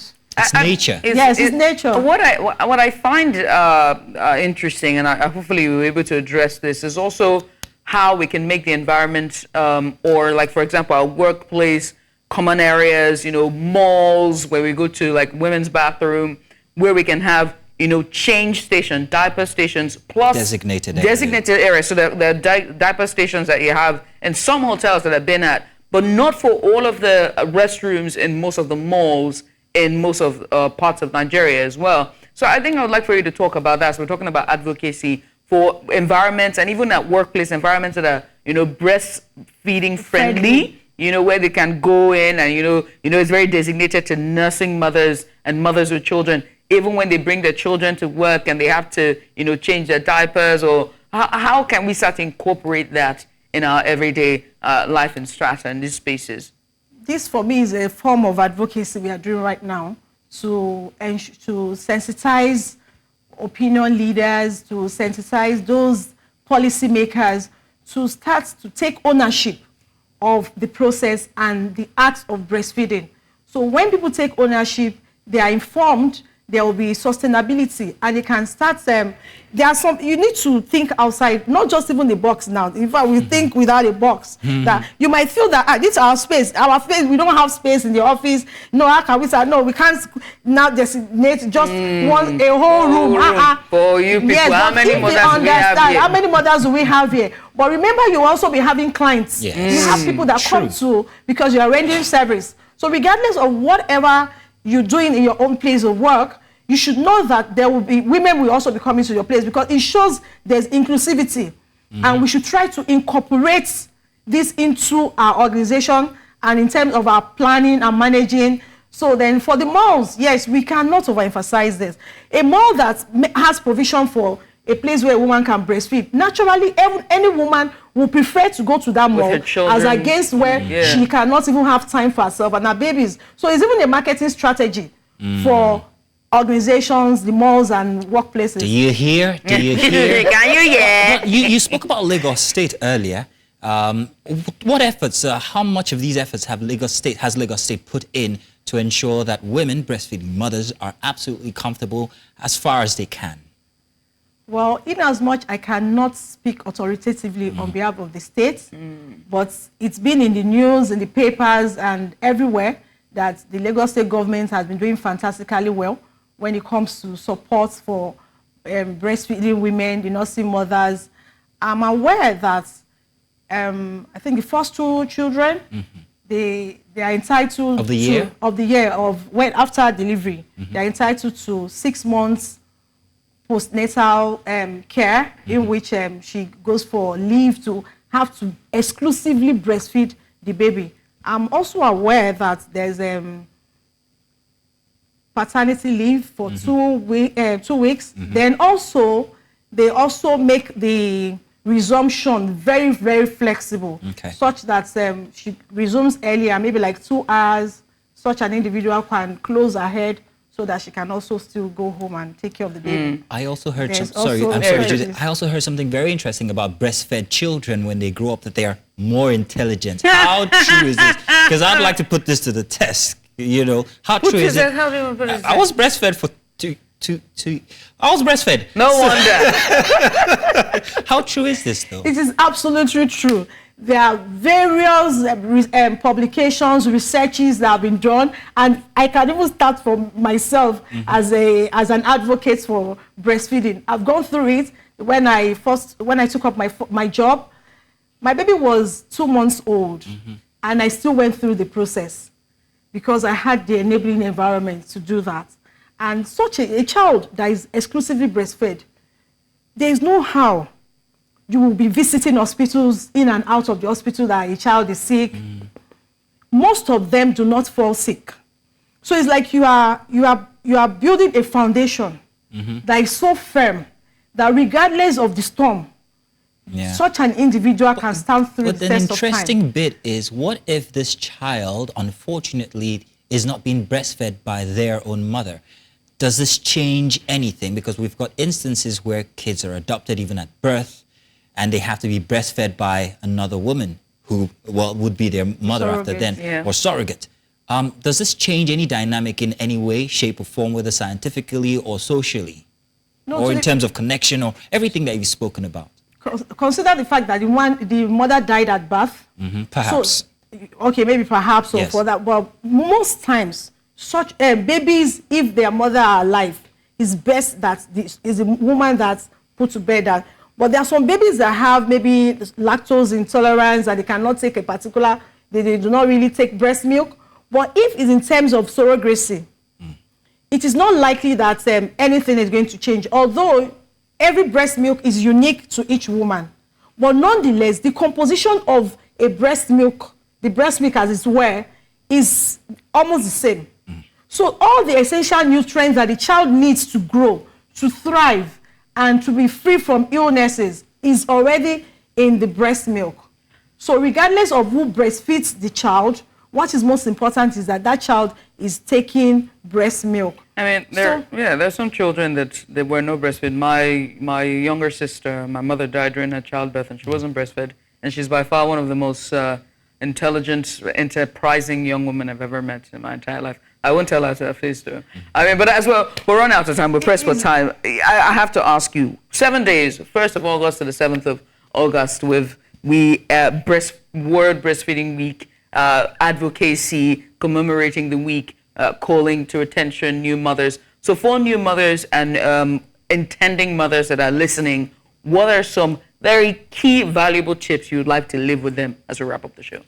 Okay, firstly, I want to start by saying that the general public should support breastfeeding in all ramifications. Then also that they should prepare their mind that after the exclusive breastfeeding period for 6 months, such a child should continue breastfeeding to 2 years. 2 years, but by 6 months, we'll commence complementary feeding, because the breast milk will not be sufficient for that child as at that time, as the child is growing, because, you know, they've started walking. So people generally should not discourage breastfeeding women to continue the process. They should not call them down that, oh, after all, you started walking. Why are you telling her to continue breastfeeding? Why is your baby still breastfeeding? No. So please, my first message is that breastfeeding is for 6 months exclusively. Thereafter, they continue the process for 2 years and introduce complementary feeds. By complementary feeds, I mean the locally available foods that the family eats is what we should introduce to such children. Thereafter, then the family, even the religious settings, everybody should be making that campaign.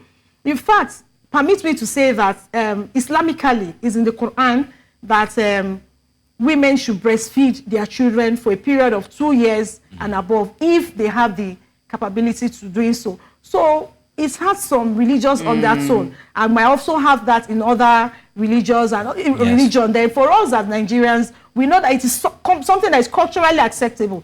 And regardless of whether we are Nigerians or not, or Africans, the fact remains that it is natural and it is something that is highly compatible with the children. So my take home is that everybody, whether the youth, the adults, the elderly, the mothers, the mother-in-laws, neighbors, friends, should all come together and support breastfeeding and also breastfeeding women, such that we can have a healthier society, considering the fact that children that are not well breastfed or that have not gone through complementary breastfeeding, sometimes they have higher chances of coming down with non-communicable diseases. So in all, breastfeeding is essential. Let's come together so that we can have healthier families and a more prosperous society.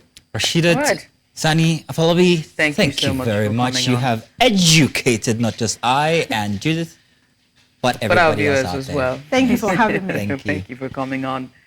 Well, that's all we can take for today on our Wellness Central. It's all about the breastfeeding week, but not to worry, there's still plenty more on the other side of the show. Stay with us, don't go anywhere.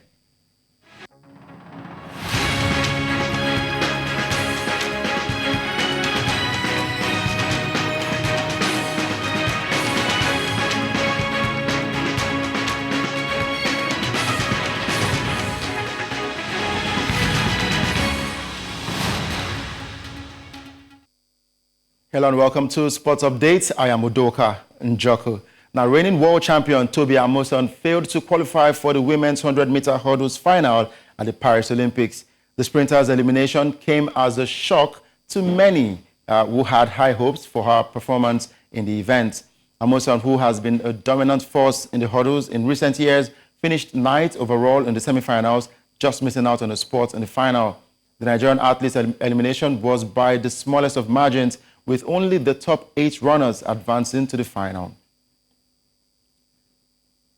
Still talking about Nigeria at the Olympics now, Nigerian Minister of Sports Development, John Eno, says that the country's disappointing outing at the Games could be a turning point for Nigeria, urging the nation to see it as an opportunity for growth. Speaking at a press conference at the Nigerian Embassy in Paris, the minister emphasized that with renewed focus and determination, Nigeria could transform the poor show into a catalyst for future success. The 2024 Olympics will end on Sunday, the 11th of August. You were here at the beginning, but I think that I mentioned a number of things. And I said that fortunately, we have the National Youth Games that are coming up later in the year. We have the National Sports Festival. I mean, if at previous times, we've just looked at these games as normal routine, I think that for the first time, the outcome of this Olympics should more than challenge us to be more serious and more strategic in terms of the products that are going to come out of these various games and in terms of what to do with them going forward.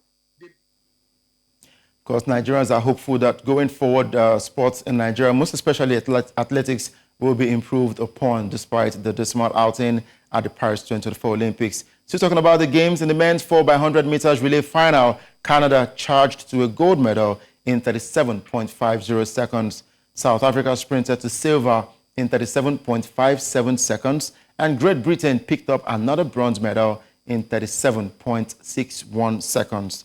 The USA won the women's 4x100 meters relay gold medal, showcasing their dominance in this event. Now, Sha'Carri Richardson anchored the Americans to gold medal in a time of 41.78 seconds. Great Britain claimed silver in 41.85 seconds, while Germany grabbed an extremely impressive bronze medal in 41.97 seconds. France finished 4th, and Jamaica came a distant 5th. All right, let's take a short break. When we come back, we'll continue with the rest of the sports updates. And you're watching Breakfast Xtra. It's time for the breakfast headlines at this hour. We'll start off the news in Plateau State, north-central Nigeria, where the governor has further relaxed the curfew previously imposed on the Jos Bukuri metropolis. The governor had initially set a 24-hour curfew on Sunday in response to violent protests and looting by hoodlums in Jos North local government area. The curfew was later eased to permit some movement. According to a statement from the governor's director of press and public affairs, Gang Bure, free movement will now be allowed between 10 a.m. and 6 p.m. starting Saturday. Buri added that the decision was based on security agencies' advisory regarding the improved situation in the area.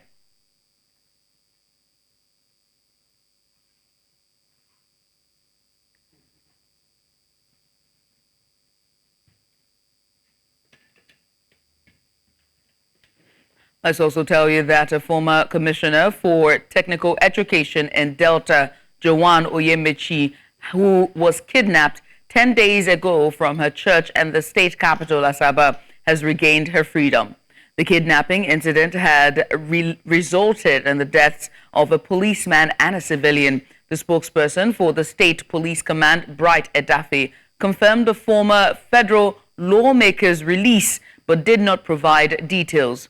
While reports indicated that the kidnappers had demanded a 1 billion naira ransom, it remains unclear whether the ransom was paid before she was released. And now we'll move away from that to politics. Political matters. The main opposition, People's Democratic Party, has appointed former Osun State Governor Olagunshoye Oyinlola to lead a 25-member National Reconciliation Committee. The PDP has faced internal strife following its recent presidential primaries won by former Vice President Atiku Abubakar. According to a statement from the party's National Publicity Secretary, Debo Olagunagba, the decision to form the committee was made by the National Working Committee with approval from the National Executive Committee. The committee's inauguration date will be announced to all relevant parties. The former Commonwealth Secretary General and leader of Nigeria's Elders of Thoughts, also known as the Patriots, has called on President Bola Tinubu to set in motion the process of obtaining a new constitution for the nation. This followed their meeting with the president at the State House in Abuja, where they say the nation's current constitution does not address Nigeria's challenge of a multi-ethnic and multi-religious society, thus making the nation incapable of harnessing its potentials. The colloquium unanimously adopted a view which they requested should be conveyed to you, Mr. President, and to the National Assembly. And to some sad news, just outside the African continent, Brazil's president has declared 3 days, of national mourning following the crash of a plane in southeastern Brazil last Friday, which resulted in the death of all 61 people on board. The airline operating the flight, Volpass, confirmed that all 57 passengers and 4 crew members died. The mayor of the town in Sao Paulo state where the crash occurred, along with state officials, confirmed that there were no survivors. The aircraft was traveling from Cascavel in Marana to Guarulhos International Airport in Sao Paulo. Brazil's Aeronautical Accident Prevention and Investigation Center has launched an investigation to determine the cause of the crash. Very sad news there. And that's all on Breakfast Headlines at this hour. We switch gears back to Breakfast Extra. Stay right here. Third hour here for Breakfast Extra. Now, let's bring you live updates of the End Bad Governance protest. Today marks day 10 of the nationwide demonstrations that have gripped Nigeria as citizens demand accountability, justice, and also meaningful change from the government. And spread across Nigeria, we have our correspondents who are ready to give us updates from their locations. First, we go to Idong Joseph. Idong, good morning. Thank you for joining us. Thank you. It's a pleasure. Good morning. All right. If you'll please give us an update on your location regarding the protest and what's happening today. We can see some security operators behind you. Do give us details, please. Okay. I'm right here at the checkpoint between the border community between the FCT, Federal Capital Territory, and Nasarawa states. And we've walked around this environment and we've noticed that there's no sign of a protest. But even before I got here, I've gone to some of the satellite community in the FCT here, like the Karo, Nyanya, Kurudu, Pegi, Oruzu, and even down to Karishi. And we didn't see any protester coming out, not even in the form of a protest happening. That's the situation in the situation here. And for turn up, would there be any? Do you? I mean, this is the last day of the protest. Is there any chance of protesters coming out today to demonstrate? From what I see here, I don't think anyone is going to come out for a protest because vehicles have been moving freely and people have been moving freely, and I can see so many people even trying to broadcast, I think, to their various locations of work. So from what I can see, I don't think there's going to be any form of a protest around this area where I am now. All right.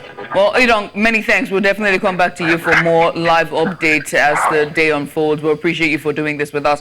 We switch gears now from Abuja down to Jos, Plateau State, where we have Chinwe, Chizoba Anyonwe on standby. Chizoba, yeah, well, yourself and Chinwe always do that to me. That's why I love you. But tell me, give us a situational updates where you're at Jos, Plateau State. Good morning, Judith, and welcome to Jos. Well, the update is just like what Idong Joseph has just said. Jos is peaceful. Jos Bukuri Metropolis in particular is very, very peaceful and calm. The curfew has been further reviewed again, further to begin by 10 a.m. to 6 p.m., unlike yesterday, which was 12 p.m. to 6 p.m. So residents are actually happy that the governor is giving that consideration to allow businesses to continue, transactions of any type to continue, while people also try to fend for their families, to look for what they'll put on the table, rather than being just locked up in the house from morning till night because of the curfew, and also because of the unrest that happened in the city of Jos. That was around Bauchi Road and Zololo Junction areas, So, like I always said, prevention, they say, is better than cure. And so that was why the curfew came up, But it's also good that calm has been restored in those affected areas. And that is why the curfew had always been reviewed on a daily basis. And today, it is like this. So if you can see behind me very well, you can see that residents are all out, to go about their lawful businesses and ensure that, of course, no one does anything that would impede the peace we are having on the moment. Meanwhile, security operatives are still on the ground.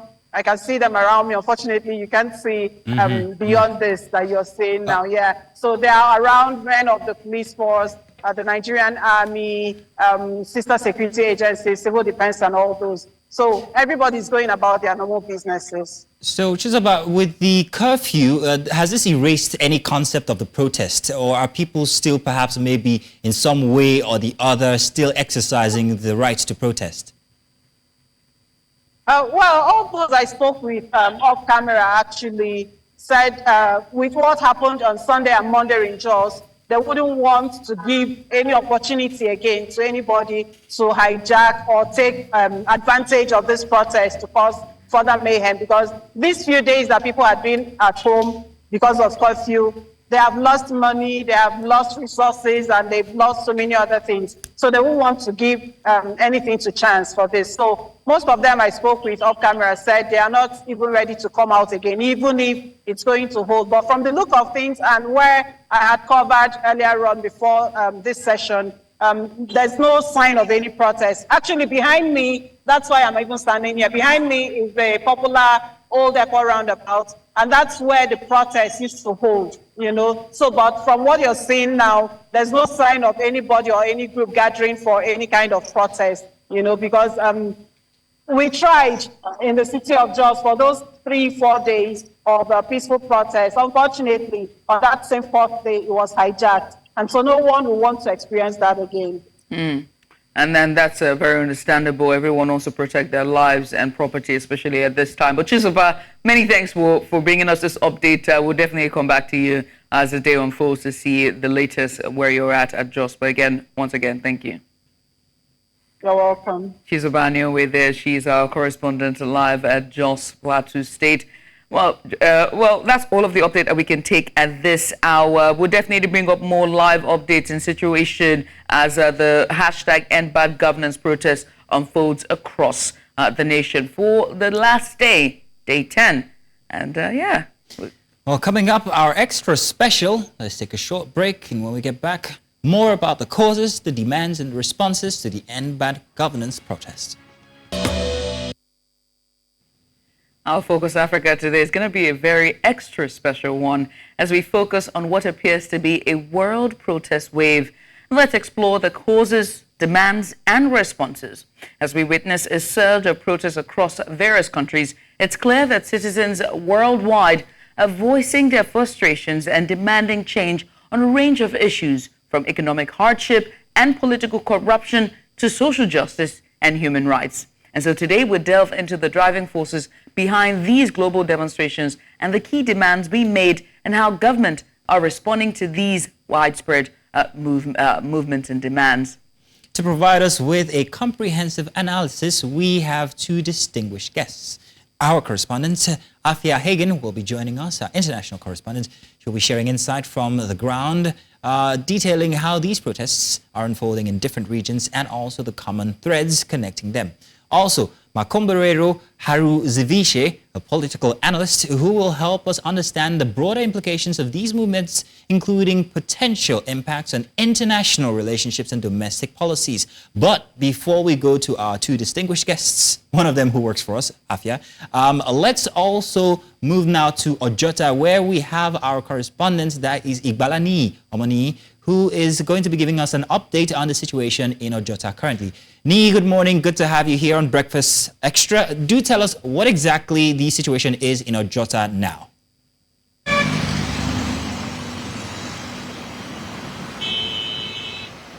Good morning, Mazino. Good morning, Judith. So we decided to choose this spot. This is Oroshoki Expressway, so we can give you an overview of what Ojota looks like right now. It's day 10, and we understand that yesterday was a day chosen by the organizers to organize a tribute ceremony and a candlelight procession, which terminated at about 4 p.m. yesterday at ShopRite. But they didn't allow them extend or get to this place, which is Ojota, or even allows her to converge to pay or celebrate, or in honor of the people who had fallen. They call them fallen heroes. But let's focus on what is happening here. This is Ojota. This was where the protest started: day 1, day 2, day 3, day 4, day 5, until around day 6, when the numbers started dwindling. And of course, we're hearing issues about communications, and organizers were citing violence as a reason for not to converge here anymore. We can see very little police presence here, unlike what we've had earlier when the protest started, and nothing is going on here. Everyone is going about their normal duties, and we don't know if it's quite early. It's still early in the day, if I can put it that way, but I really do not think anything else will happen, because we know that even 2 days ago, some women tried converging on Alausa, Ikeja. They also were not really granted the permission to stay there. So I don't think protest is allowed, pardon me. And noting that the Lagos State government came out a few days ago to say that protest has ended in Lagos. That seems to be like they had some sort of arrangement, if I can put it that way. But the organizers have stated yesterday that their demands are still there for the president to meet up with, but for now they are not converging. And we can confirm right now at Ojota that nothing is happening, just a minimum of security presence. All right. Well, Nii, many thanks. Like you said, it's quite early in the day, so hopefully we'll come back to you as the day unfolds to see whether or not there will be any type of convergence or demonstration for day 10 of the hashtag End Bad Governance. But Nii, many thanks again. We appreciate you for doing this with us. Thank you, Nii. Now let's move back to our correspondents who we have online, who will be joining us to talk about the global situation with the protests that has been rocking across the world. Afia, You've been following the protests in various countries closely. Can you please provide us with what you think, an overview of the protests and the impact on relationships, especially perhaps maybe international relationship? Absolutely. I mean, this widespread protest movement that we're seeing from protests in Venezuela, Bangladesh, where you are in Nigeria, and here in the United Kingdom, we have to remember that this is a huge election year. More than 2 billion people around the world are eligible to vote in elections. And this is the hugest year that we've seen for elections, I think, ever. And it doesn't, it's not surprising that protests are coinciding in this election year. People are hungry for change.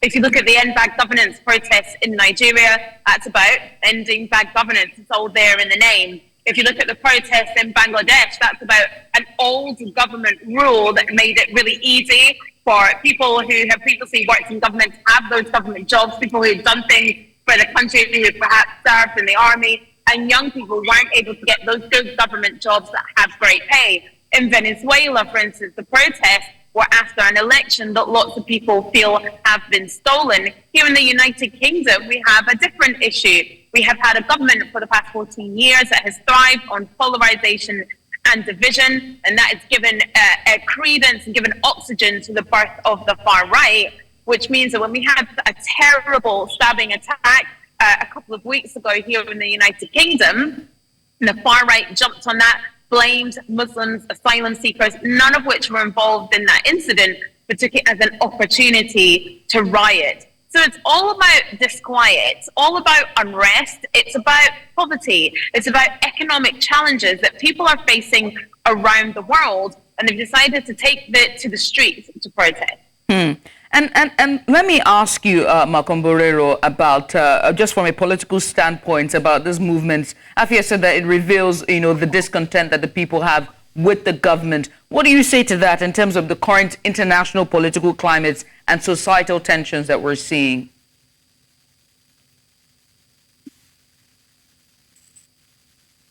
Malcolm, we can't seem to hear you. You might be muted.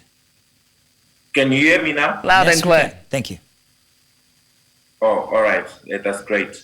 I think with what we are seeing across the world, one striking cause for all these problems are the economic foundations on which our nation stands.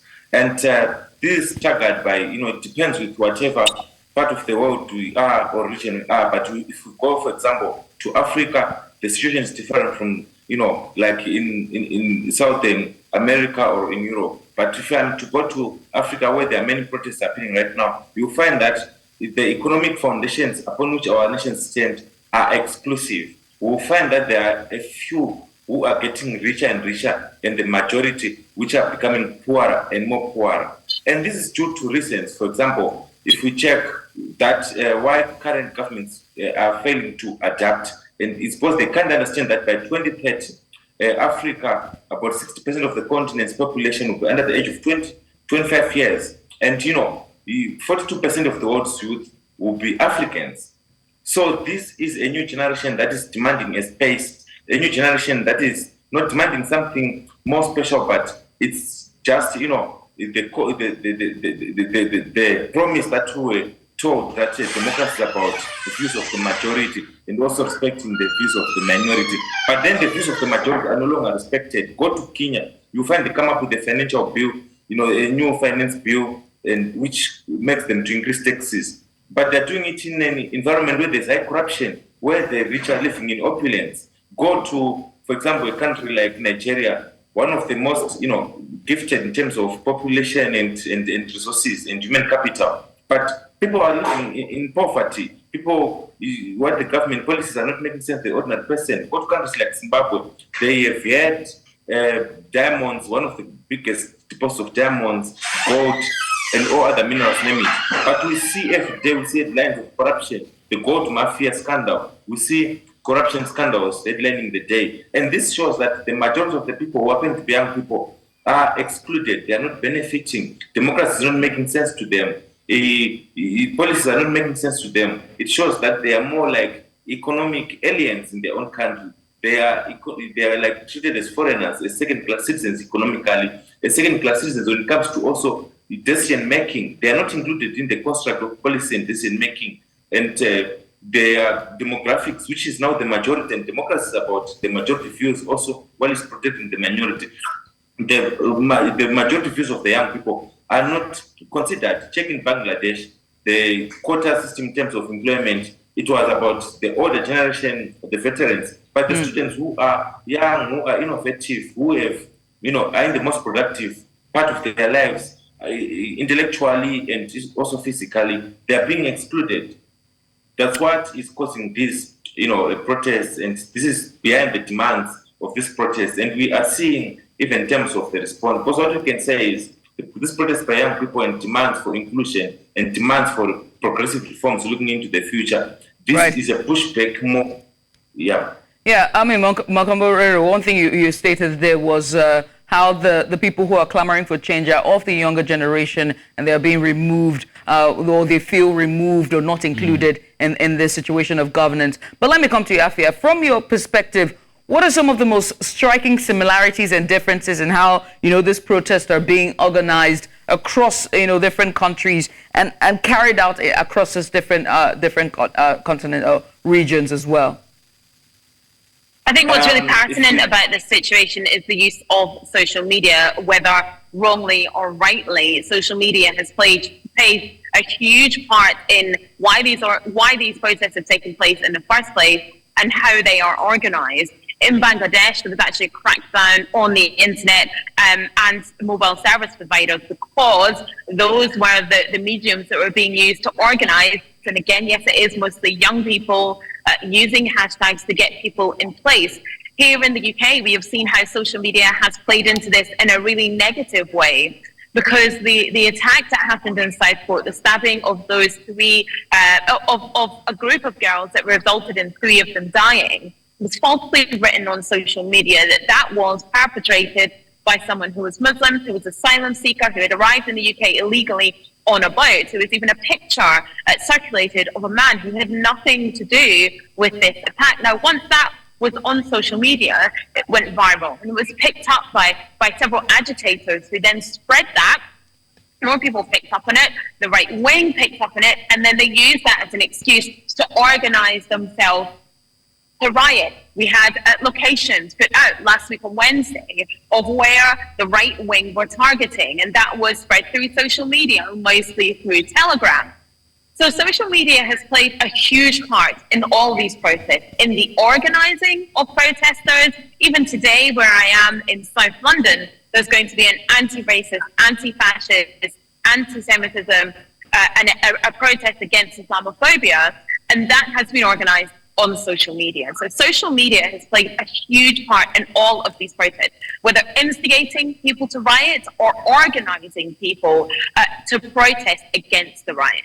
All right, Makamborero, like you've just heard Afia talking about social media, and of course we all know who the biggest users are for social media, the youth. In Africa here, we've seen a very big movement where the youth have been championing the movements for whether it's Kenya, Uganda, or Nigeria. Does this signify a change in the dynamics of politics as we go forward? Would we see more involvement of the youth in politics, do you think? Yes, we are going to see more involvement of youth in politics because the future is young. We're going to see more involvement of youth in politics because it's a whole generation. We should take it as a negotiation, between the outgoing generation and the incoming generation. When I'm saying outgoing, I mean those that have been in charge of the world socio-economic and political order. And those that are incoming are young people who are coming in with fresh ideas, with fresh demands, who are intolerant to corruption, who are intolerant to exclusive politics, who are intolerant to segregation, who are intolerant to things like war. We have seen protests in America, in the West, against the genocide in Palestine. We have seen a protest against corruption in Kenya, and we must see it not just as a protest against corruption in Kenya, but it's a protest against some of the world economic institutions like the International Monetary Fund and the Bretton Woods institutions, because they are the ones that are making that finance bill, which we see young people revolting against in Kenya. We should look also at countries like in Bangladesh, where you find like it's there in Asia countries like India, of course with the Bangladesh regime, but young people are coming to challenge those internationally set up like kind of relations on whereby the elites are, working in cause to protect certain interests in which the majority do not benefit. So young people are coming to challenge all those things. These are things that have been set up for decades, for a whole generation. So it's a new generation on the push, a new generation on the move, registering their presence. Right. Well, I mean, Makorero, you're right. One thing is certain, that the global protest wave is a powerful testament of the collective will of not just the people, but the younger generation to want to see change in their time quicker and sooner. Thank you very much, Afia. Thank you very much, Makomborero. And, of course, we've got more. Well, at least one more segment here for Breakfast Extra. Stay tuned as we bring you perspectives on what people thought about the president's speech from over the week. We'll be back. Welcome, Senator. How you doing? I'm talking about Honorable Shinopela. Chief Dele Mamudu. Welcome to the album, sir. How you doing? Welcome to the album, Iyamojo. Ohimai Atafo. Vicky James. Welcome, Messi Lambo. Upi Franklin. Welcome, Pretty Mike. Mr. Macaroni. Depa Adedayo is my guest. High five. Yeah, I'm going to be president of the Federal Republic of Nigeria. Oh, okay. That will happen. Being one of the people that started Nollywood, how would you say that was like for you? How was it like for you? Take me through your journey. I'm more inspired by poverty than anything else. We had a poor background. My father wasn't rich. Well, now let's talk about you. We're going to talk about you, your personal life, what you love to do. And of course, we cannot have you without the controversies. You're managing Yang and a couple of people. Do you think you want to regain your spot back? I'm not trying to regain a sport. I'm there. The album with Rhea. That's a special treat just for you. Welcome back. Now, this morning, we have a special treat for you as we dive into the exciting new addition to our program lineup on News Central TV. It's called The Album. Now, this new talk show is set to premiere today at 7:30 p.m., promising in-depth interviews and compelling conversations with some of the most intriguing personalities from various fields. And now to give us the exclusive behind-the-scenes look at what we can expect from the album, we're joined by the show's host, Rhea Abdul, and also the producer, Atinuke Olalafe. You are welcome, ladies. Thank you so much. Thank you so much. Give you a big everybody in there. Everybody. Right. You're not clapping. Come on, do it. Let's go. Okay, stop clapping in our ears. But it's grand to have you here. We're all excited here at News Central. It's the 4th season for the album is finally here. I mean, you've interviewed self-proclaimed future presidents, Nollywood ritualists, and what would you call Pretty Much? What do we call it? Diabolic, social class. You didn't say that. Sorry. But hey, lady, welcome to the show. Thank you so much. And again, congratulations of the upcoming premiere of the album. And I've got to ask, 4 episodes in, this is going to be the 1st one, and it's premiering here on News Central TV. What should we expect? First of all, I'm very excited that it's premiering on News Central TV because I'm a big fan here. News Central is like home to me. Welcome back. News Central is home to me. So, I'm very happy that we have it on this station. And this season is definitely going to be amazing. Like, trust me, the amount of work that we have put into the season, you cannot even, imagine. And the album has always been my baby. This is a show that I've always wanted to do. And seeing that I've gotten it to season 4, it's just beautiful. That's a lot of work. A lot of consistency as well. It's not been easy, I'm not going to lie. Nigerians will say it's not been beans, it's not been boy. So it's been a lot of work. I started the show just, as a normal person thinking that I want to interview people, I want to tell their stories, I want to inspire people. And look at where we are today. We've spoken to people from different walks of lives. We've spoken to politicians. Like, I can go on and on and on. So I'm really gassed up for the season. Grand. Now, I mean, Atinuke, I have to ask you, this is a one-on-one styled talk show. And you are the producer who's going behind the scenes. Oftentimes, producers don't get enough credit because they are the ones who are basically going behind the scenes, getting the host, writing the script, and just making sure that everything is such a finished product that we see. So let me ask you, what can viewers expect from this? Thank you guys for having us. So for the viewers, we've done quite a lot, right? And the show is premiering today, so they should look forward to very engaging conversations with our guests, because of ensure that we chose a wide, diverse range of guests to be on the show, from celebrities to politicians, public service, and people in their various fields doing amazing things with very unique and compelling stories. So they are in for an amazing time, trust me. And they would watch, they'll be inspired. Can I ask what the scope of conversation would be? Okay. What are you asking these guests? Is it just restricted to politics or social? Okay. Ria, you want to? Yeah, so for me, because one of the reasons why I'm doing the album is that I want to inspire generations. I want people to watch my interviews and say that, oh, if this person could do it, I can do it. Nice. And that's like the main reason why I'm doing the show. And everybody that has come as a guest on my show knows that I will let you talk. If you're on my show, you will talk what you don't even want to say. And later we start thinking about how to edit it out. You know, but my questions are not just from politics. So we go deep, your story, how you started, you know, your success journey, how you made it, how you are, you know, maintaining yourself. You know, it's not just about making it. Are you able to maintain it as well? So we go deep into this conversation. So even when we talk to politicians, it's not just about politics. It's about their story before they even got to where they, you know, where they are now. So that's basically it. Who gets on the show? How do you decide who gets on the show? Atinuke, please. So we do a lot of research, right? And just as I said earlier, we're about telling stories, allowing guests to tell their stories, how they've achieved what they've achieved in terms of all the work they've put in, and just to tell inspiring their journey, right? Through from where, maybe from grace to grass sort of stories. And that's what we're trying to do. We're not just trying to pick just anybody. We want people to hear your story and be wowed and be truly inspired, and then spur a change in them, inspire them to want to be better. So there's a lot of work, again, as I said earlier, that go on. We do a lot of research to ensure that, you know, we've got the right balance of guests, you know, from male to female, because we just don't want it to be gender. Exactly. Yeah, very inclusive. Yeah. I mean, we're out of time. We're pressed for time. We can hear them in our ears. But it's premiering 7:30 today. Correct. What is that? What is that oomph? What's that pizzazz? What's that one thing we should look out for 7:30? I mean, Ria is fine. She's quite good looking. Look at her in her suit, looking fly. I don't want you to watch. But also all of the personalities lined up, because again we got to let our viewers know what's in store for this fourth episode. What's on the menu for so the thing is that I don't want you to watch the album because Ria is beautiful, Ria is eloquent. We know that already. No. We already know that. So I don't want you to watch the album because of that. Don't look at my beauty. Look at what I'm talking about. Look at what I'm talking about. And this season, we've spoken to diverse people. I want you to know that when you watch the album, the only thing you're taking out of it is motivation. You will be motivated.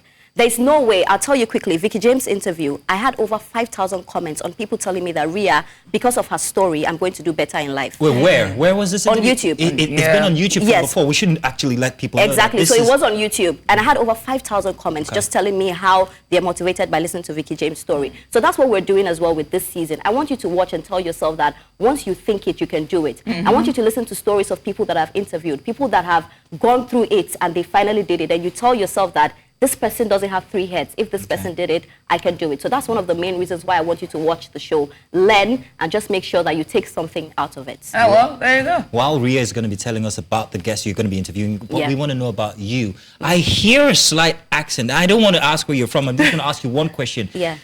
Jollof rice, Nigerian versus Ghanaian, which is... I knew we were going to but you know that I love Nigeria. Let me tell you guys something. I love Nigeria a lot. That's why I'm here. But we cannot even debate about it. Ghanaian jollof is the best. Let's not debate. We're not going to do this. We're not going to do this, okay? Let's not debate. Let's not debate. But let's just say this. Let me just say this. Basmati rice doesn't have any place in jollof rice. That's all I'm saying. What do you mean? Have you eaten some before? I we're left out of it. Well, you started it. But hey, ladies, well done. Congratulations. Our alarms are set. Our television is set for 7:30 p.m. and we look forward to it. And this evening, we're having Madam Toke Benson. So she tourism. So we're going to be talking about that. And her story is quite captivating as well. Oh, interesting. She went through a lot. A woman in politics, doing really well. So she has a lot to say, and I'm sure that you guys are going to enjoy it. So please make sure you tune in by 7:30. Atinuke, I wanted to ask. I mean, she's such a boisterous person. I'm wondering how you, or if there are any challenges working with her, because we won't find this out during the show. Have you spilled the beans?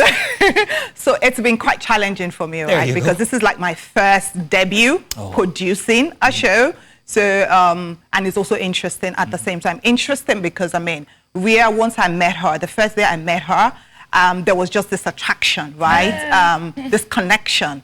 Okay, and I was attracted to her hard work. Nice. She's young, she's getting it. I admire that in her. She's quite tenacious. She's a goal-getter. And I thought, when she came up with the idea, I mean, that let's do this, I'm like, yes, I'm ready. Yeah, just because I believe in her. So. I can't come all the way from Ghana and fail. It's not possible. I'm not passing bridge. It's not possible.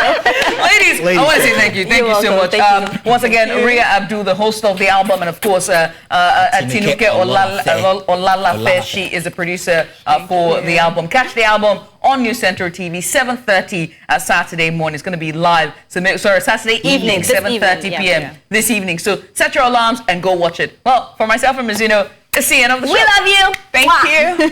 Thank you very much, everybody, for sticking with us. Catch you guys on tomorrow's edition for Breakfast Extra. Bye-bye now. Bye for now.